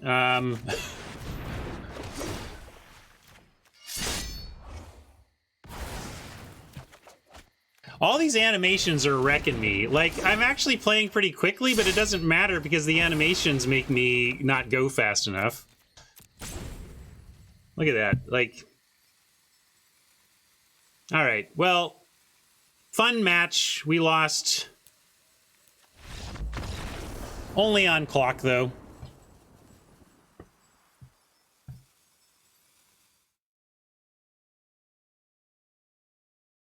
Well, that was my lesson. I guess I failed to remember what best of 3 control decks can do to my win percentage. But yeah, it's really... All right, I'm going to hit soapbox mode. I don't know if anybody at Wizards is listening here. I never liked it at the time. It never mattered much before. It is hyper feel bad to lose on clock because your animations are taking up my clock, Wizards. It ain't right. If you're going to do your fancy pants animations after I've clicked and my hands are off, fine. But you knocking my clock down while that's happening is one of the worst feelings in your game right now. It doesn't happen often. You have to be in a best of 3 in a spot where the clock is actually mattering. But boy, Wizards, when it does matter, that is a super feel bad that you need to address. I should not be docked time on my clock because you're running your cute animations, okay? Frustrating.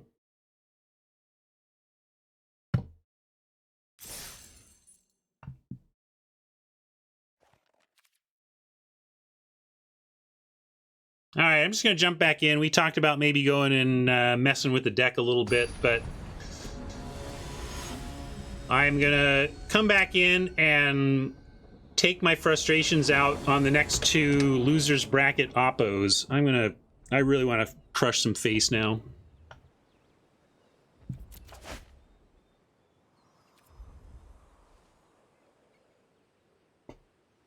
Nice keep.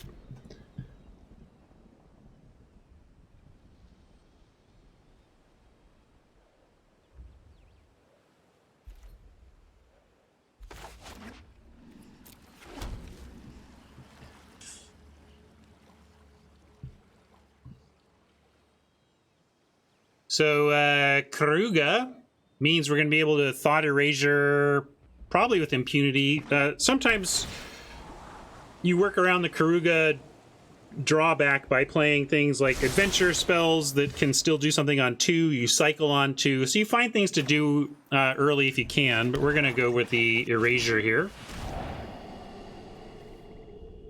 Supreme Will is going to try and counter our stuff, but we could play around that. I kind of like taking out the hieroglyphic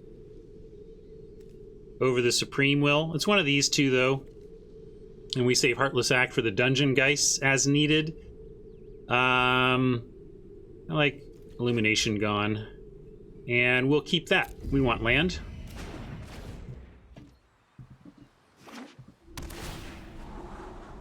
You wanted the Will? Close. We can do this at the end of their turn. And it's not even something they can counter with Will.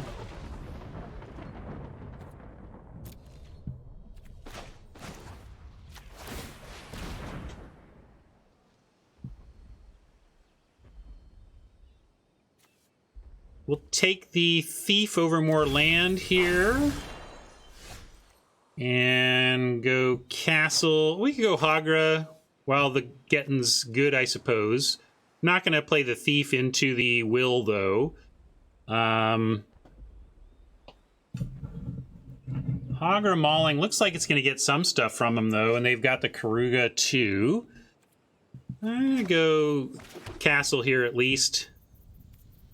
And could also Manipulator to draw out the Supreme Will, but I think it's fine. They'll probably... I expect them to Supreme Will for cards here. Because they know we have it. I would we're gonna play around the Supreme Will forever. They might as well just use it now.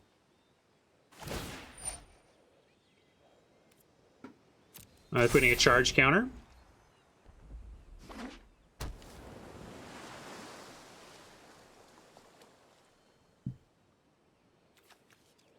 And it is play aroundable. We can get up to 6 mana and then cast our Thief, that kind of thing. Well, we could draw a card for 5 life, but I'm with Rob on this one. We're not going to activate it. No, it is control versus control. It might be worth 5 life to just draw a card here. Now I'm changing my mind. Yeah, I'm just going to do it. Ouch. Or 6. Is it 6? This looks like a matchup where life total isn't that relevant. I'll pay 6 life to draw a card.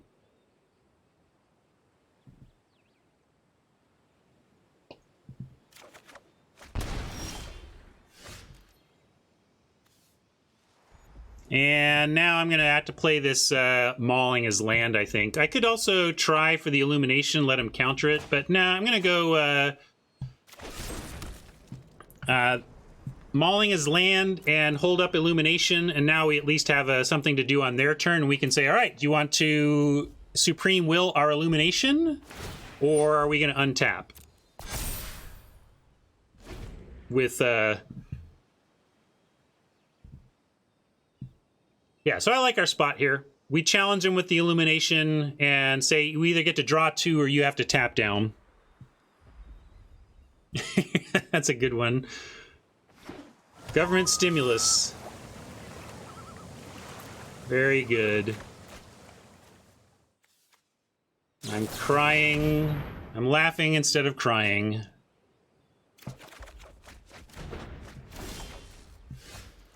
All right, they're letting us have that. I'm going to drop this chapel, and we can go ahead and play Thief and make them counter it. We don't really have anything else to do ourselves except the Heartless Act, so it's fine. Can reselling Magic cards be considered a small business? Oh, I sure hope so. Yeah.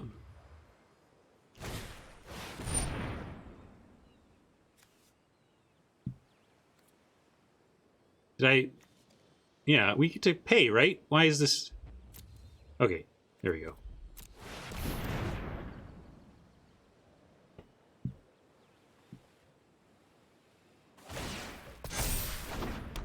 I mean, 6 mana for a Thief of Sanity that makes him discard Supreme Will is all right by me.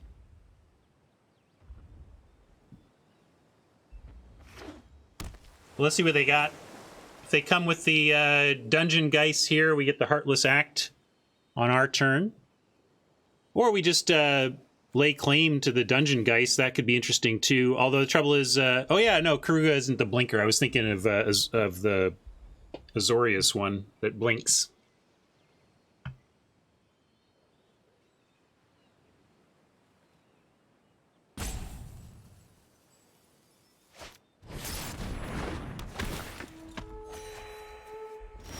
Cloud Blazer, interesting, but now we've got a sicko follow-up here. Although, yeah, I guess we only have 1 blue right now. That's weird. Nonetheless, gonna do that. There's some risk. If they kill the hostage taker, they get Cloud Blazer re-triggered.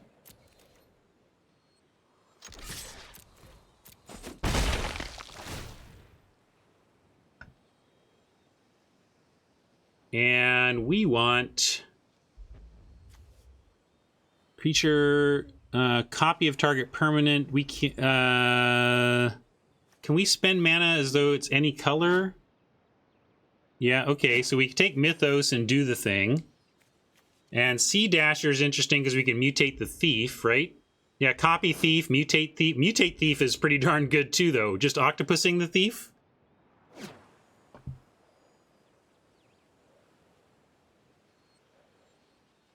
And we could even do that. I mean, we don't have any more blue. I guess Copy Thief is better. We'll take that.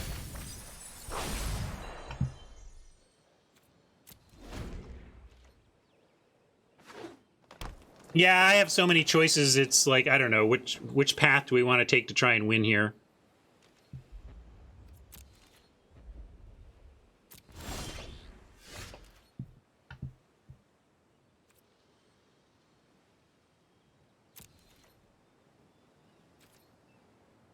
I probably should have just played Cloud Blazer before attacks, so they don't do anything silly here. Now I don't even want to attack with this. I'm just going to attack with Thief. I should have played the Cloud Blazer before attacking. And I'm going to be super cautious and not run Hostage Taker into attacks, but maybe that's overly cautious.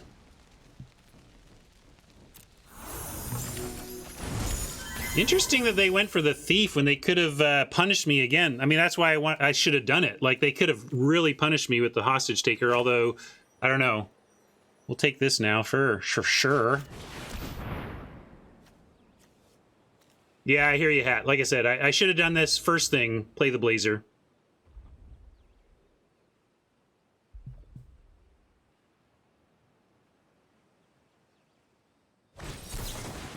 That's fine, too. Get him to use that is okay by me. And we'll hold up. I could play the inversion, but yeah, we're going to hold up Act here and not have to discard anything.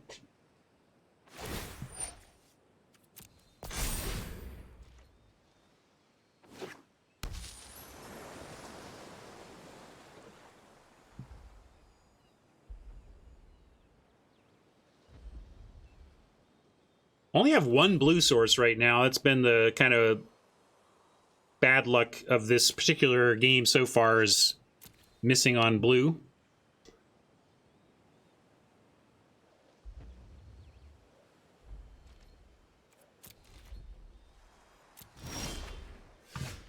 And Gearhulk kind of laughing at us for that too. But we can send the Hostage Taker this time, redrop Thief of Sanity, and potentially just copy it right now with the Any Mana Nature.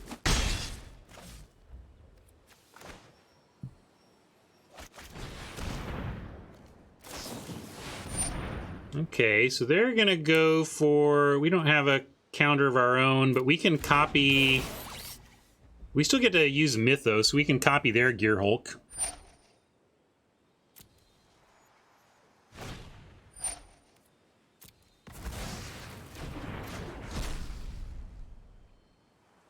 Copy, unfortunately, copy Fight doesn't really do anything, does it? But I think we still copy the Gearhulk. What are our other options? You just play, yeah, I'm gonna play this. Yeah, I'm gonna copy. We can also copy the Hostage Taker and and just steal the Gearhulk, but we might set them up where they get it back again, which I don't love the idea of that. We do have the mana to fight because we get to spend any. What do you mean you can't fight? You may spend mana as though it were mana of any type to cast that spell. Right, but we're paying it. I don't know what you mean.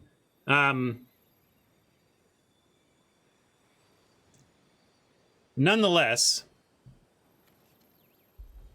argument for copying Hostage Taker to steal Gearhulk versus just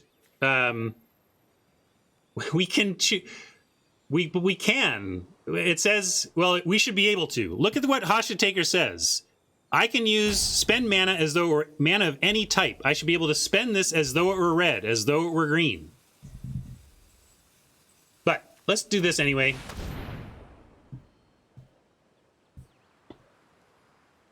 Now it didn't let me, but it should have let me.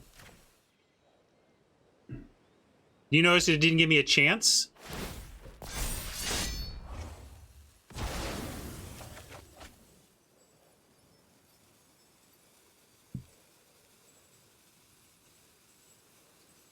No, but I should spend green as green. I don't know what you're talking about. Look, am I crazy or are you all crazy? Because it says right there. Show me my green mana. I want to spend this plains as though it were green mana. Why can't I spend my white mana as though it were green mana with the hostage taker?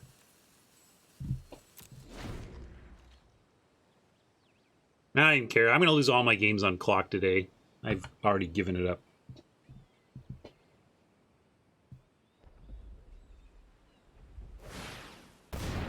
I think that's just a crazy edge case of Magic that makes things very complicated and hard to figure out.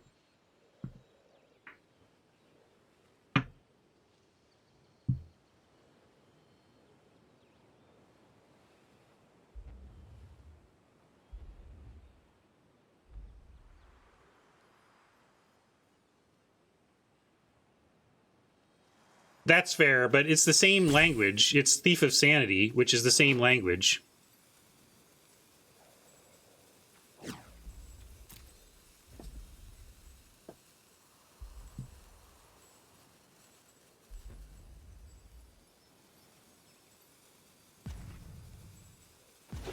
Thanks, Tony. We've got the edge case FAQ posted now, so it would not have worked. But you can at least see where I was not understanding why it wouldn't. The English language seems like it would work in that case.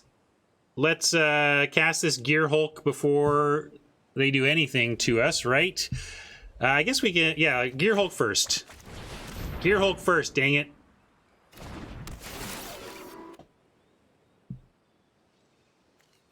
And yes, we're going to draw a ton of cards. None of it blue mana. It's kind of weird. We are really struggling to find our blue mana.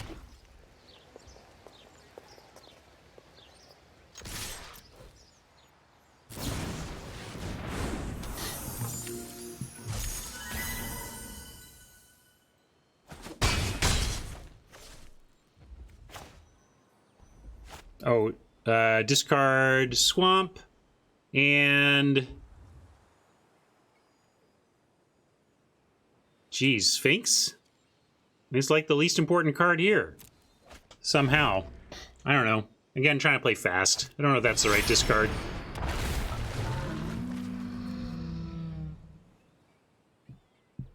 Probably just go invert and win from inversion.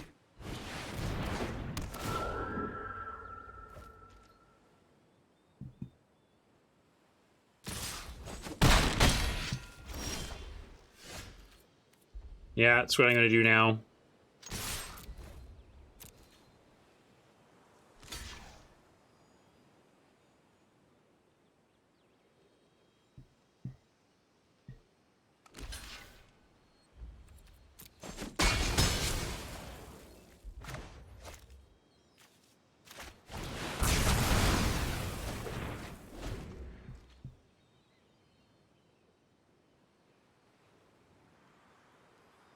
Patient rebuilding. Time to rebuild patiently. Unless Oppo does something crazy. How about an island off the top? Can we have one of our bazillion... Like, what is our blue source situation? Come on, deck. 4 islands, a Castle Vantress, a Glacial Fortress, and a Temple of Enlightenment, all hanging out somewhere in our deck that is not here. But we can Icy the Scarab God. Trouble is, it's gonna... And we really want to lay claim it. I think we just kill it and then make them redo it. I guess...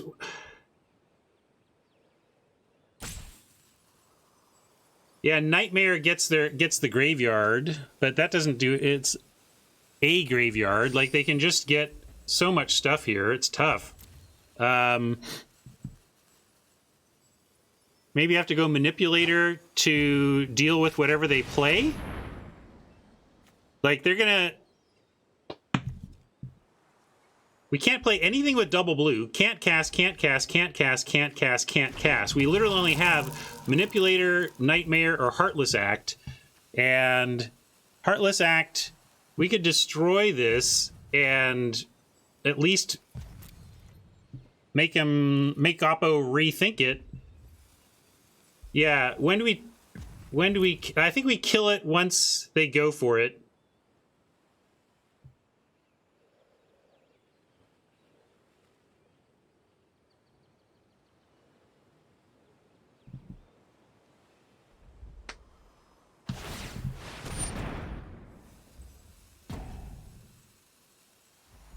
Jeez.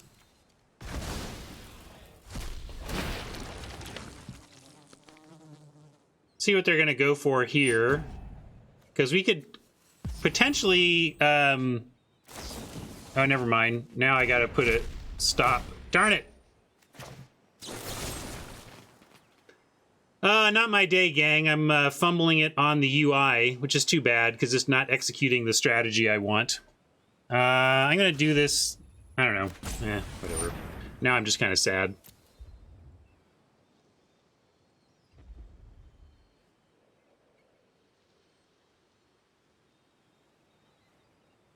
My own fault, but it's just tough to play in stream, especially tough to play in stream control.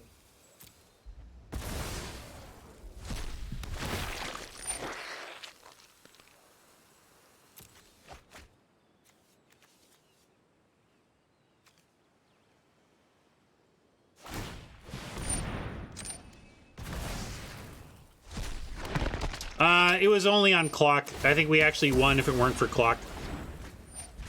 We had really wrested control of the game and we're in a good place. We didn't have it locked up, but I think we were favored from where we lost to time.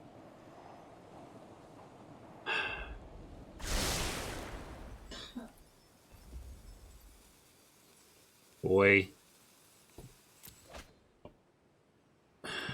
Now I'm just kind of frustrated and waiting to die mode. Yeah, you're right. From my clock situation, I should just let that go. But I'm kind of sad tilted right now. Just like dejected.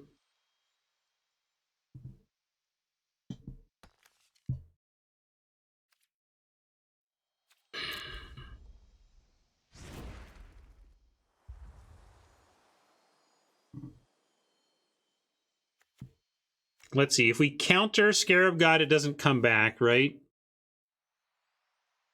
Only when it dies. So we really want, I think we want Essence Capture in to have for Scarab God, and even potentially Pact of Negation.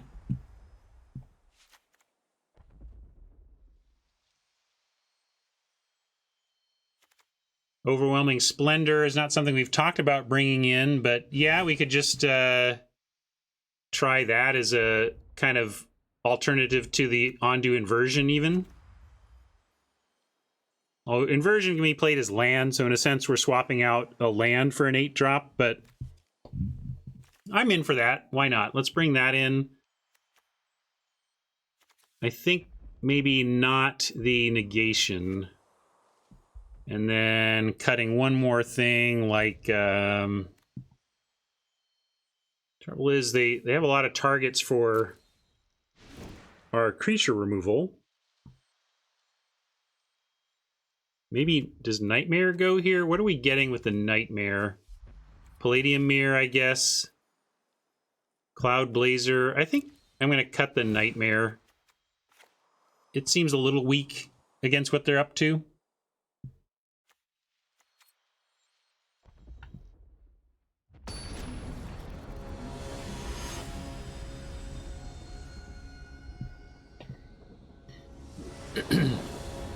Thanks, Robert. All right, this looks good. Watery Grave tapped, sets up the rest of our hand. Remorse into Control the Future.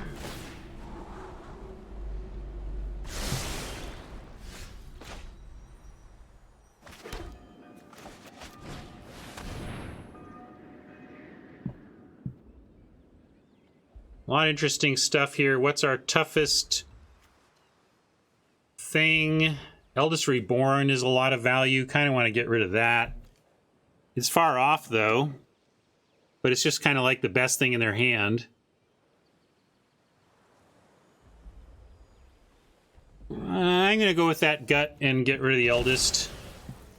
Just such value town.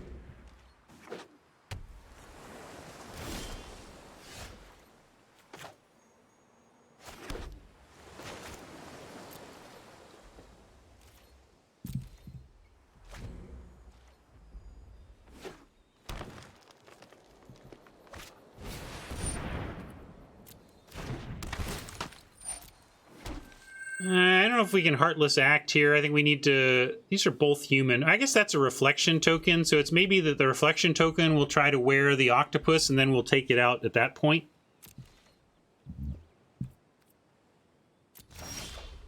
Well, something had to give, and I went with that. I can't say it's 100% correct, but I had my reasons at least.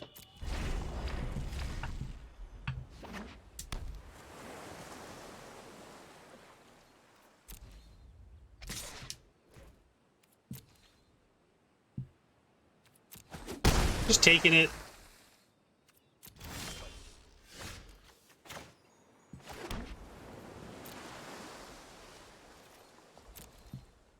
I'll use Eliminate or Heartless Act before we untap here, but I wanted to give him a chance to just show him that I'm not going to do anything about that and that maybe they'll go for the octopus here. Here we go. So you do that.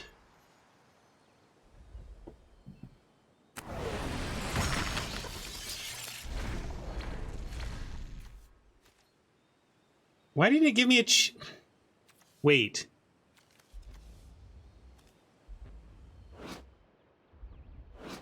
Why didn't it give me a chance to use that? I was going to do that before they untapped. Huh. Well, now we might as well have them go into attackers. I really thought I was going to get a chance to respond, and it just didn't give it to me. Yeah, but this is 3 CMC, and this doesn't care about CMC, so I don't know.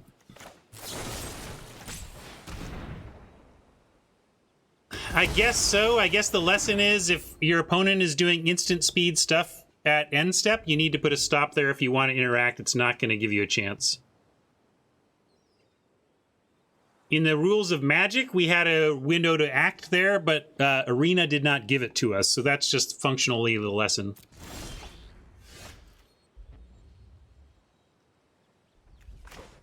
All right, we'll try and map this out a bit. We still have Heartless Act and Censor available.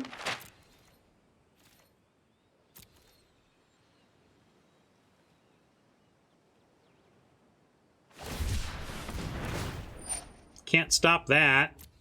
At least we can kill a shark if we had to, but we're going to see about censoring the next play from Oppo. Which means, you know, being prepared to take 4 here. We'll take another 4.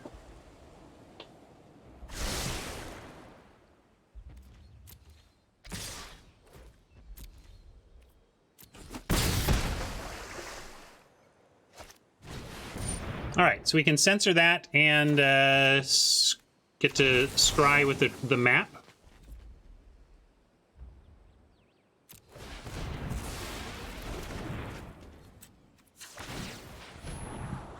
Realm Cloak Giant. We don't have the second white currently, but maybe we need to keep that? Maybe not, though. Maybe the second white is too punishing given our life total. Yeah, I think we have to ship it. It's kind of what we want. We just don't have the mana to do it right now. I know we're close with a treasure map. Of course, Concealed Courtyard says we could've, coulda, shoulda, woulda, etc. Now we also... This enters tap, so we don't get Gear Hulk, but we do have Heartless Act available. Keep on it, Keepsy. Keeps. Someday you will be recommending music to me. Alright, let's act the... Well, maybe we don't act. Do you act here? Who's acting? I'm considering killing the shark. I just don't know if we're supposed to. I think so. With Sphinx, we should just use stuff here. We're going to try and rev.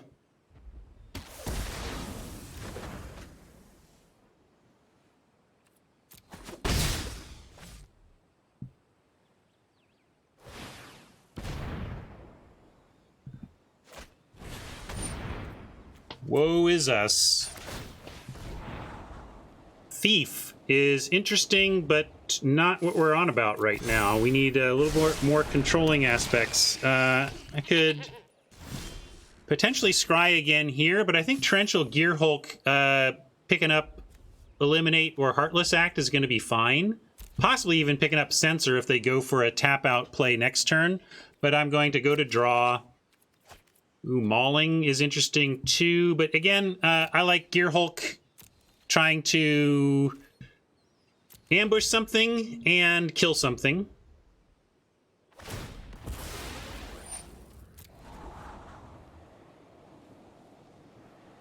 Scry to the bottom is good to see at least.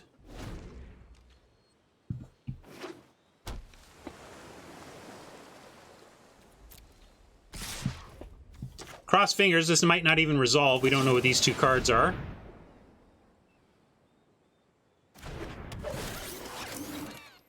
All right, we're going to Heartless Act since it doesn't care about nothing except counters. And I guess we go Woe Strider.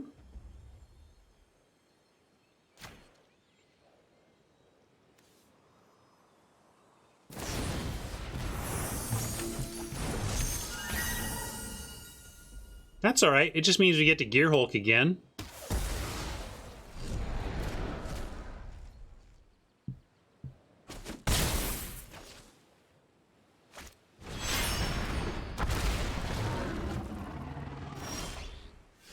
They know we've got it, but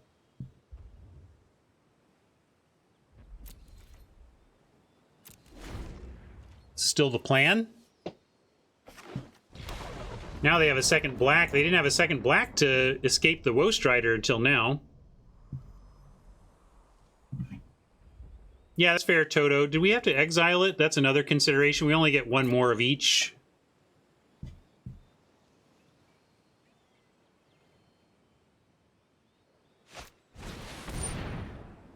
All right, they're going to copy...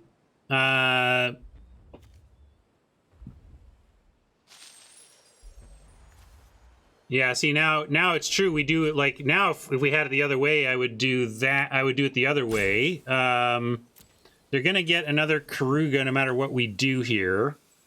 Right? So, I guess we just let this happen.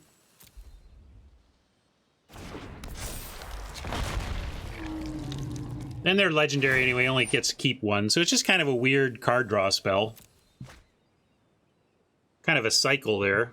Yeah.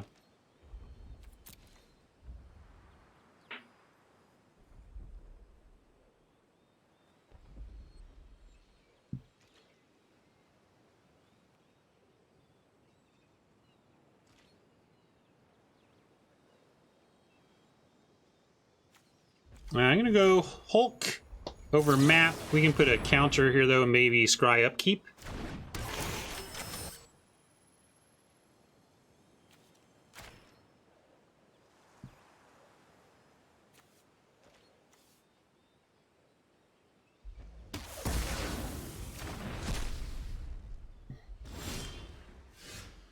And yeah, I kind of like that. Let's do it. Get some treasure and a scry before we draw. Fortress we could keep. I kind of like all the land here. I'm just going to take it. All right, they're just giving up on that one. All right.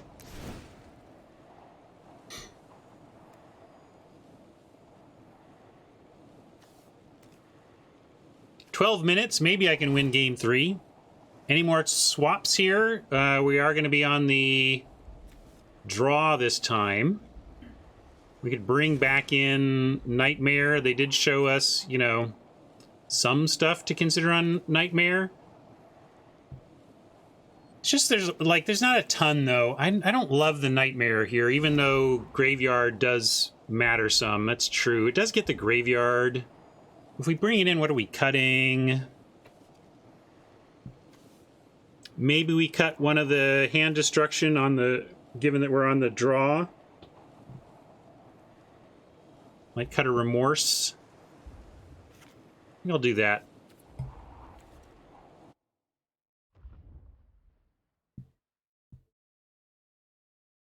Because in a sense, the, you know, the Nightmare is a duress in and of itself.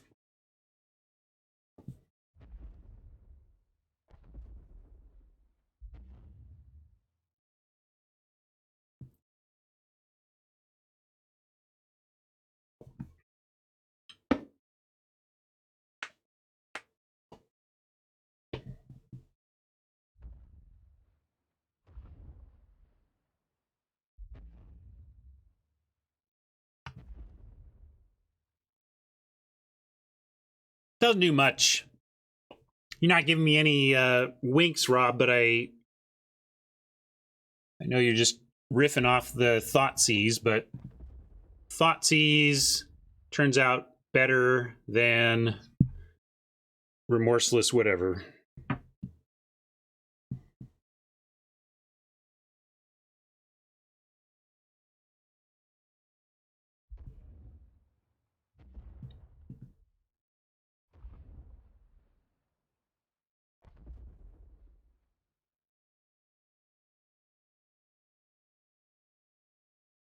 I think I UI punted myself to losing the first game. I can't remember exactly now, but I think it certainly gave up the game. I think we were in bad shape anyway, but...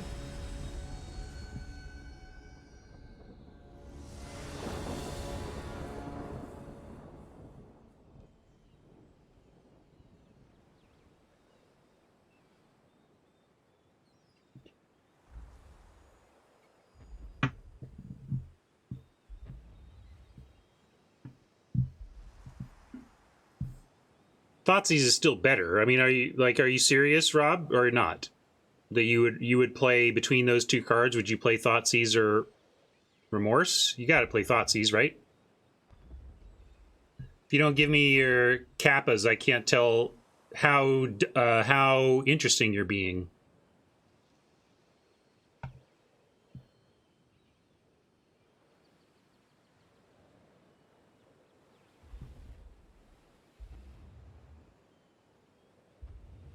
Yeah, twice as much mana just matters. It really does.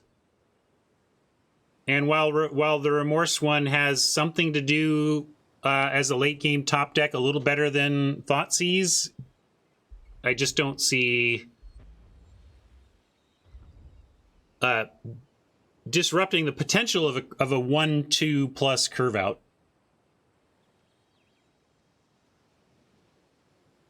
Yeah, exactly. And that's its job, though, is to survive our early game. It's neither the job of Remorse nor Thoughtseize in the deck to be a late game card anyway. So I'm going to have it. I'm going to have the best card for the job that I have that slot set up for.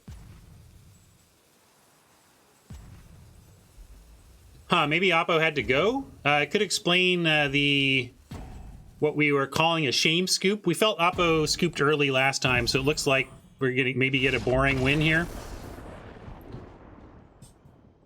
All right, weird draft so far, gang, but we get a win.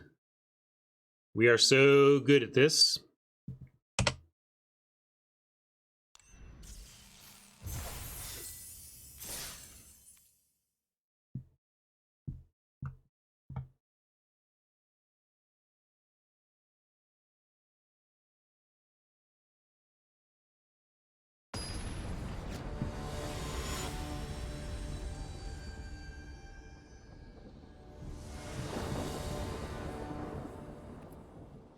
I think Rob is also thinking of anticipatory Gear Hulk. Like, they don't have Gear Hulk yet, but we know it's lurking in their deck. So before they find it, might as well eliminate this awesome instant from their graveyard.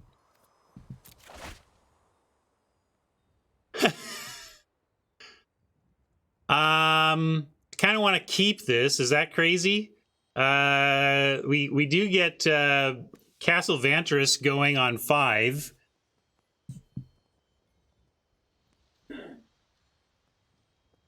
I'm keeping. Whatever, it's this kind of day.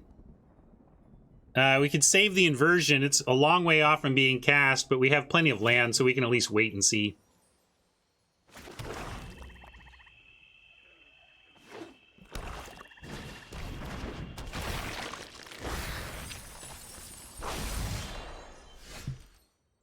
Gear Hulk on 2, not amazing, but we get to Remorse here and hopefully disrupt any combo-rific stuff going with the Stitcher's supplier. Could have waited on another turn there, but again, the ability to Remorse away their turn 2 play is just too strong to me. I hear that Luis was talking about, you know, potentially waiting, but like, we can get Inferno that can't be countered, you know? Ox is good too, but like, let's get rid of the Inferno that we can't even counter and really have a tough time stopping. I guess Inversion would exile it, but not after we have a clock on our face. gonna be sorry when I come back. We do need some more action, though. This is not a great hand for the next couple of turns. Eliminate helps. I'm going to hide the Vantress for now. No reason to show it exactly. We can continue to think about playing the inversion, but now that we almost have Hulk mana without the inversion, so I'm going to continue to be patient on the inversion. But I'm going to show 2 blue for having more counterspell potential. Even put a full control on here to make him think.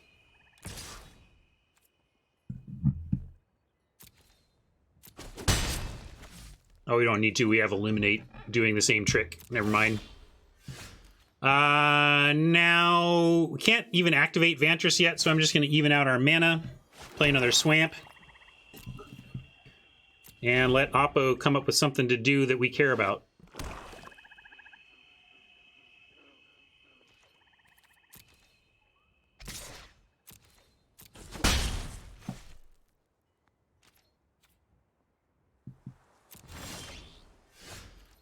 Vantress means we can now start scrying. Thought Erasure means we can take another look at their hand and attack it. I'm going to do that. It also gives us a scry.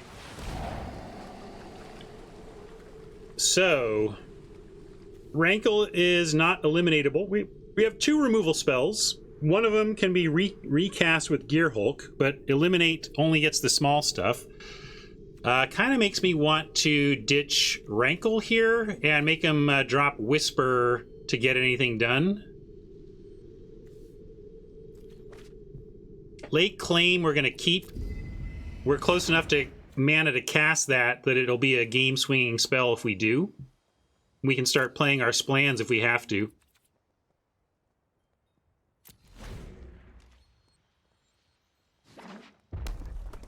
There's Ox mana. See if they want to cast it into our open blue.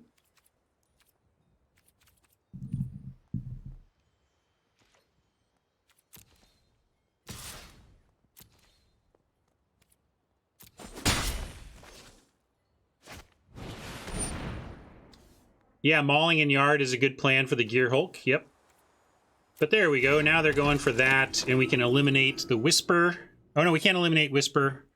But we'll maul the Whisper on next turn. That'll be a fine play. If we draw a basic land, we'll have... If we draw a Swamp, we'll have Eliminate as well. But I just like untap Maul here. Do we want to? Want to what, Jim? Kill Whisper? I mean, I certainly want to kill Whisper. Oh, we knew what we were drawing, too. There was no mystery there.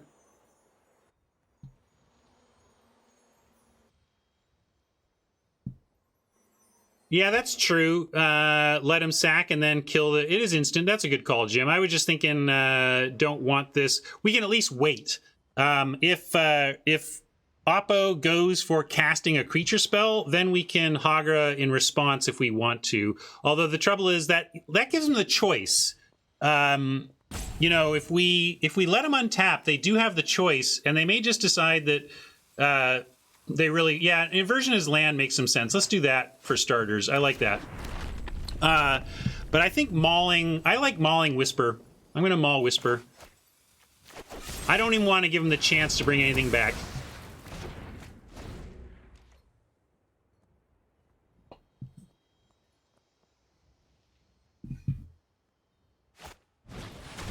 Ooh, nice one from Oppo.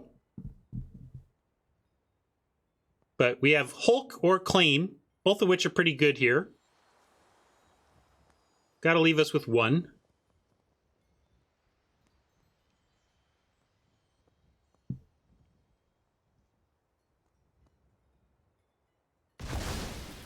That says a lot. They'd rather have us have a Gear Hulk than the Lay Claim. Lay Claim, powerful effect.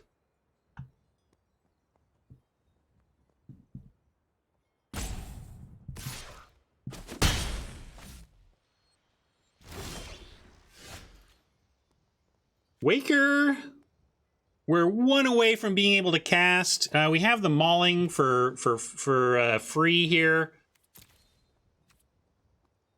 If we wait, let's see, Instant or sorcery. They're going to copy instant or sorcery with that, which they could do. Yeah. So if we go Hulk mauling, they copy the mauling, kill the Hulk. So we got to keep that in mind. Might even be worth. Well, let's at least pass it here.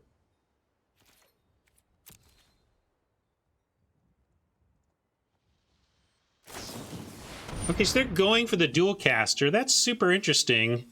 Because now we can go for our Gear Hulk while their shields are down. This Claim the Firstborn can't steal our Gear Hulk. So I like doing this.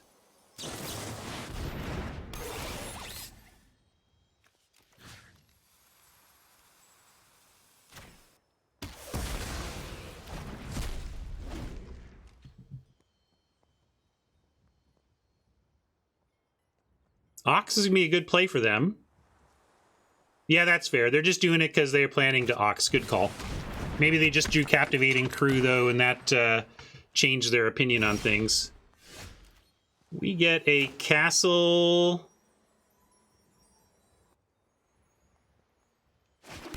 And an eliminate that doesn't quite do it against the crew.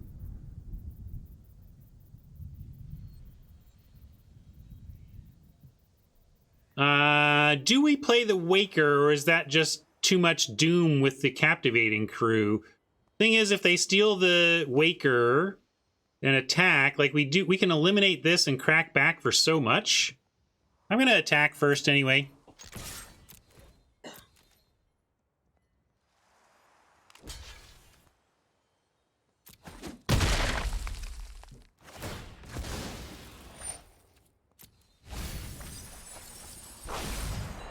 Hey, Boris, I'm sure chat will help you out with that momentarily. But yeah, I think we just cast this. Maybe I'm not thinking it through right in terms of the Captivating Crew, but I just feel like if they're going to use the crew, they got to use their whole turn on that, and we can withstand that.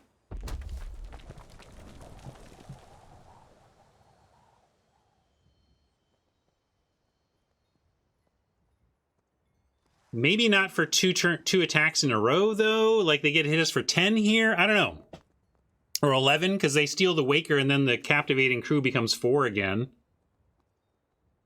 Yeah, I don't know what to do. I guess we put a upkeep stop and be prepared. Maybe we need to Vantress looking for cheap removal. But because our 7, 8, 9, 10, 11, 12. Yeah, we just need to kill the Captivating Crew or we are dead. So if we go 5, we can still find a 2-mana removal spell, which is like our only chance. So we're going to do that. Yeah, again, I admitted I was maybe being a little... Oh, wait. Do we have any bounce? Do I need to leave blue? Oh, we can't afford. We don't have the blue to leave up. Okay. It is what it is.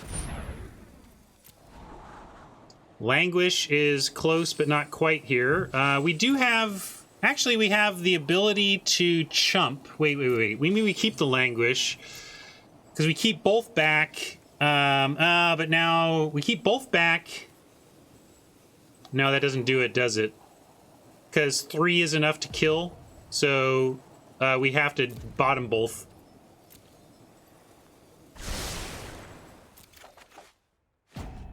Nope.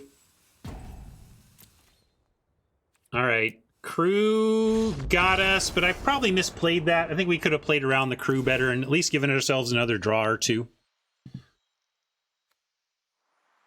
Oppo on Steel and Sack nonsense, basically.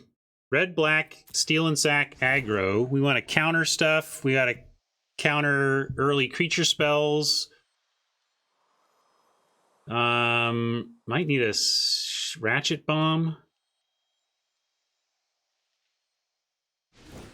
No. Language is actually very good here. We just drew it late. Wonder if the Realm Cloak is being too clunky. The White Splash in general has been fine. It's been fine for the having access to Rev, but the inversion is, we cast the inversion, but I guess we keep it.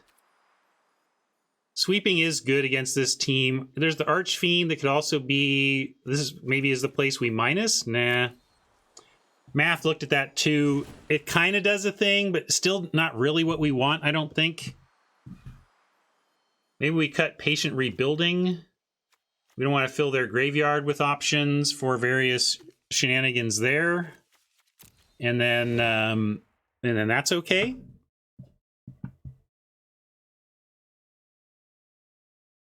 Pierce.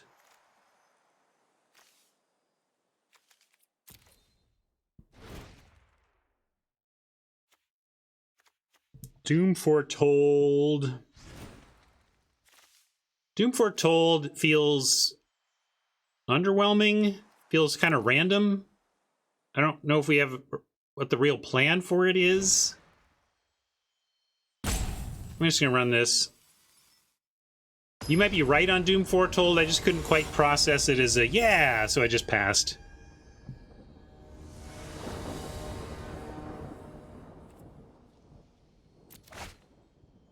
Thoughtseize is nice on turn 1 here. We're going to keep it and be pretty happy about this open.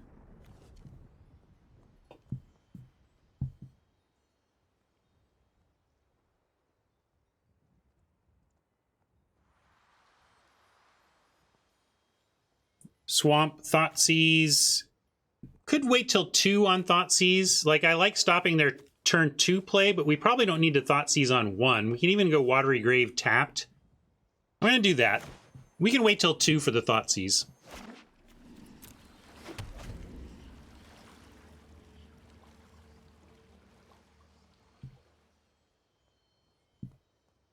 Then we can play Fortress and show all mana ahead of turn 3 Vantress. Or Swamp, doesn't really matter there. Yeah, now we get Fortress. We get to hold up... well, now we maybe can hold up the Censor. Yeah, I'm going to hold up Censor.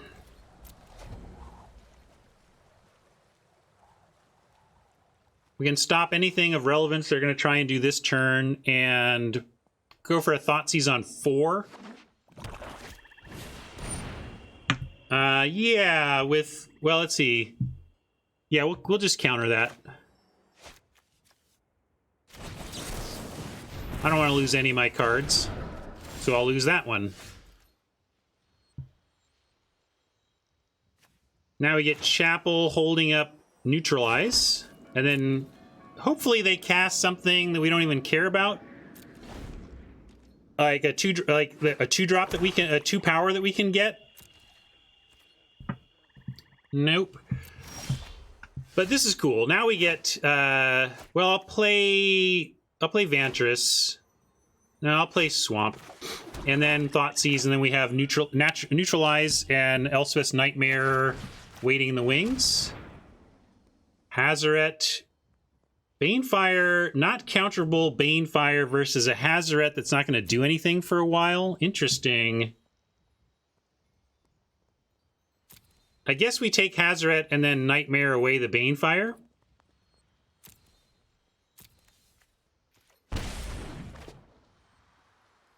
And with this hand, maybe we just run out the Nightmare.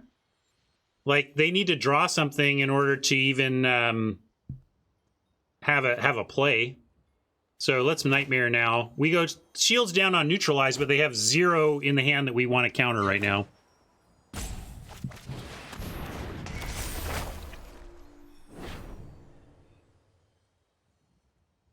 Yeah, also killing some of their graveyard, including Kroxa, is also excellent.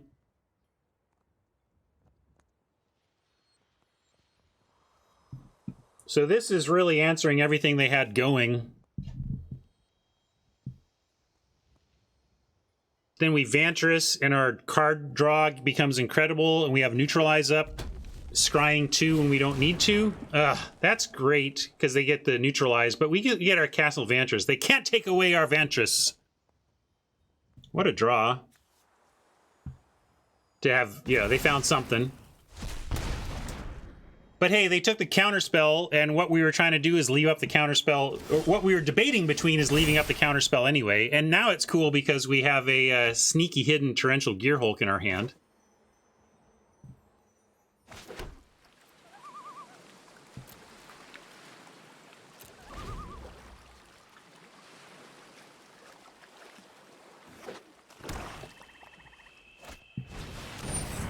Shade.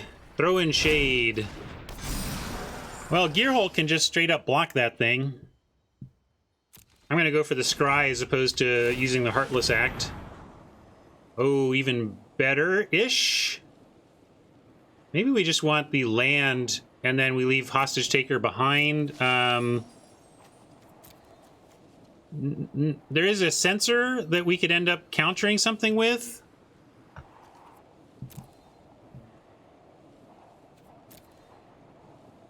Yeah, kill it and then it gets exiled. We should just do that, right? So then Hostage Taker still looks good, but we can wait on it. I like taking the land here, Heartless Act, and then, yeah, I like this. How are we killing it? Heartless, doesn't Heartless Act do the trick? Oh, I guess it doesn't. Yeah, you're right. It just removes counters. So we can do it by... Oh, we block it. That's what we'll do.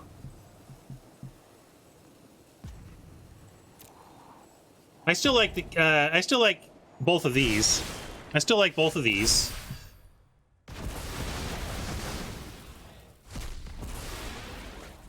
Yeah. It's all good. It's all good. We're not going to be able to get to exile it with the Nightmare, but this is all fine.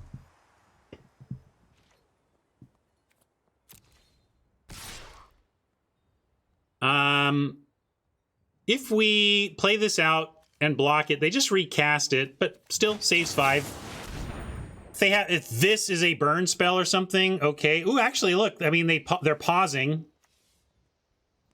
And the pause is not explained by this, so I'm not sure what they've got in hand, but it's not a blank.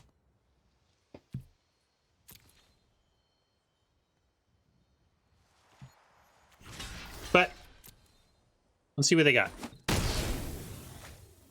Be a shame if we turned like their spland 1 damage into a real removal spell or something.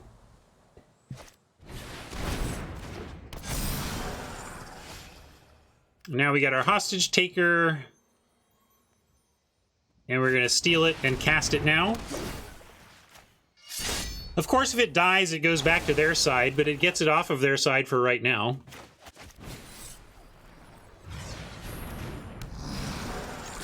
I could have waited till we could kick it, but that's greedy. You don't want to wait with Hostage Taker. You want to get that hostage cast.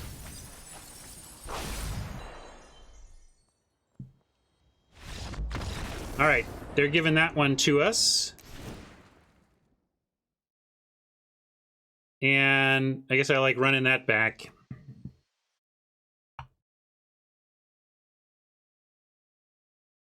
This is for money back. If we get any gems here, this is the time. If not, I got to give you the Wonka scoop.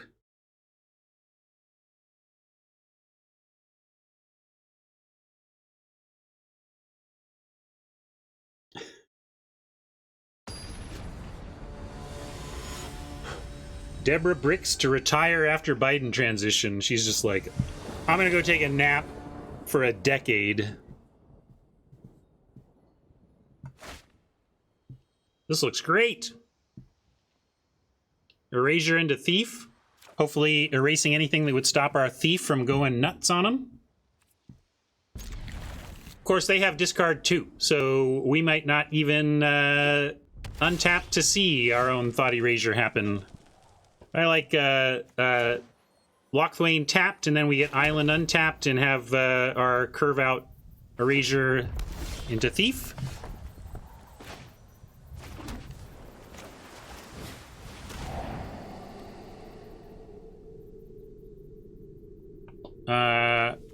Croxa is significant. What are we going to do about Chandra? I guess we take away the thirst, though, if we're trying to find stuff to keep them off of our Thief. We could take the Shade, but they don't even have black yet. That's another thing to note here. They are keeping a risky keep looking for a swamp. And given that, I think we just take the Thirst. And although the Thirst can't get Thief without 2 swamps, so Oppo is 2 swamps away from being able to Blood Sheaf the Thief. So maybe that's not correct, and we actually take something like Shade. Trouble is, Shade and Croxa both our graveyard value. So we can take Chandra.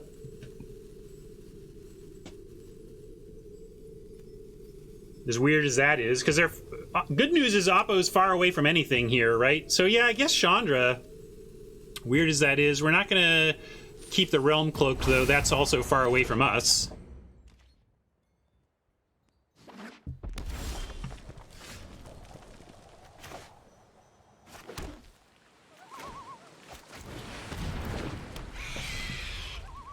If they don't come up with a swamp here, they might just scoop to the Thief.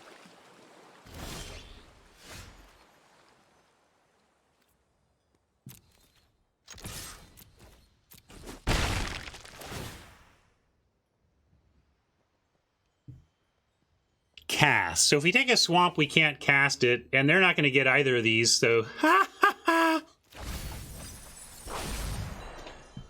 That's just evil. Sorry, Oppo. I cackled, but I feel for you. We're going to keep land. We just want to keep drawing lands here. And we can wake her at the end of their turn if we want. Yeah, they're done with that.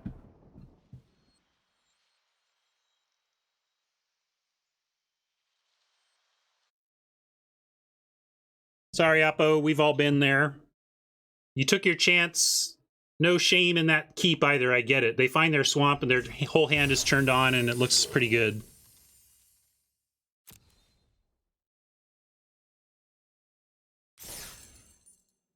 All right. Well, yeah, it was kind of funky. I mean, we went 2-1. Ostensibly, you could say we went 2 and question mark. Like, do we win or lose that last one if we actually got to play it out? I think we were in good shape. I think we were like 2.75 and wins and a quarter 0.25 losses here, around that range. But a reminder that if I'm going to play control in these best of threes, I gotta keep on it, or I'm just going to have these frustrating losses to clock, which is too bad because it looked like definitely a 3-0 potential deck. I liked the deck. It's funny, we opened on Patient Rebuilding as our first pick, and then we cast it like once, sided it out a bunch, but we did end up in a nice control shell that was a lot of fun to play.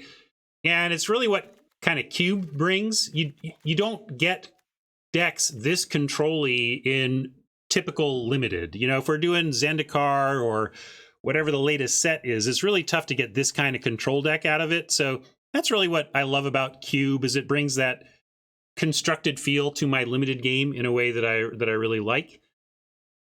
And just wish I had played faster and given us a chance at the true 3-0, but we will go ahead and claim this prize.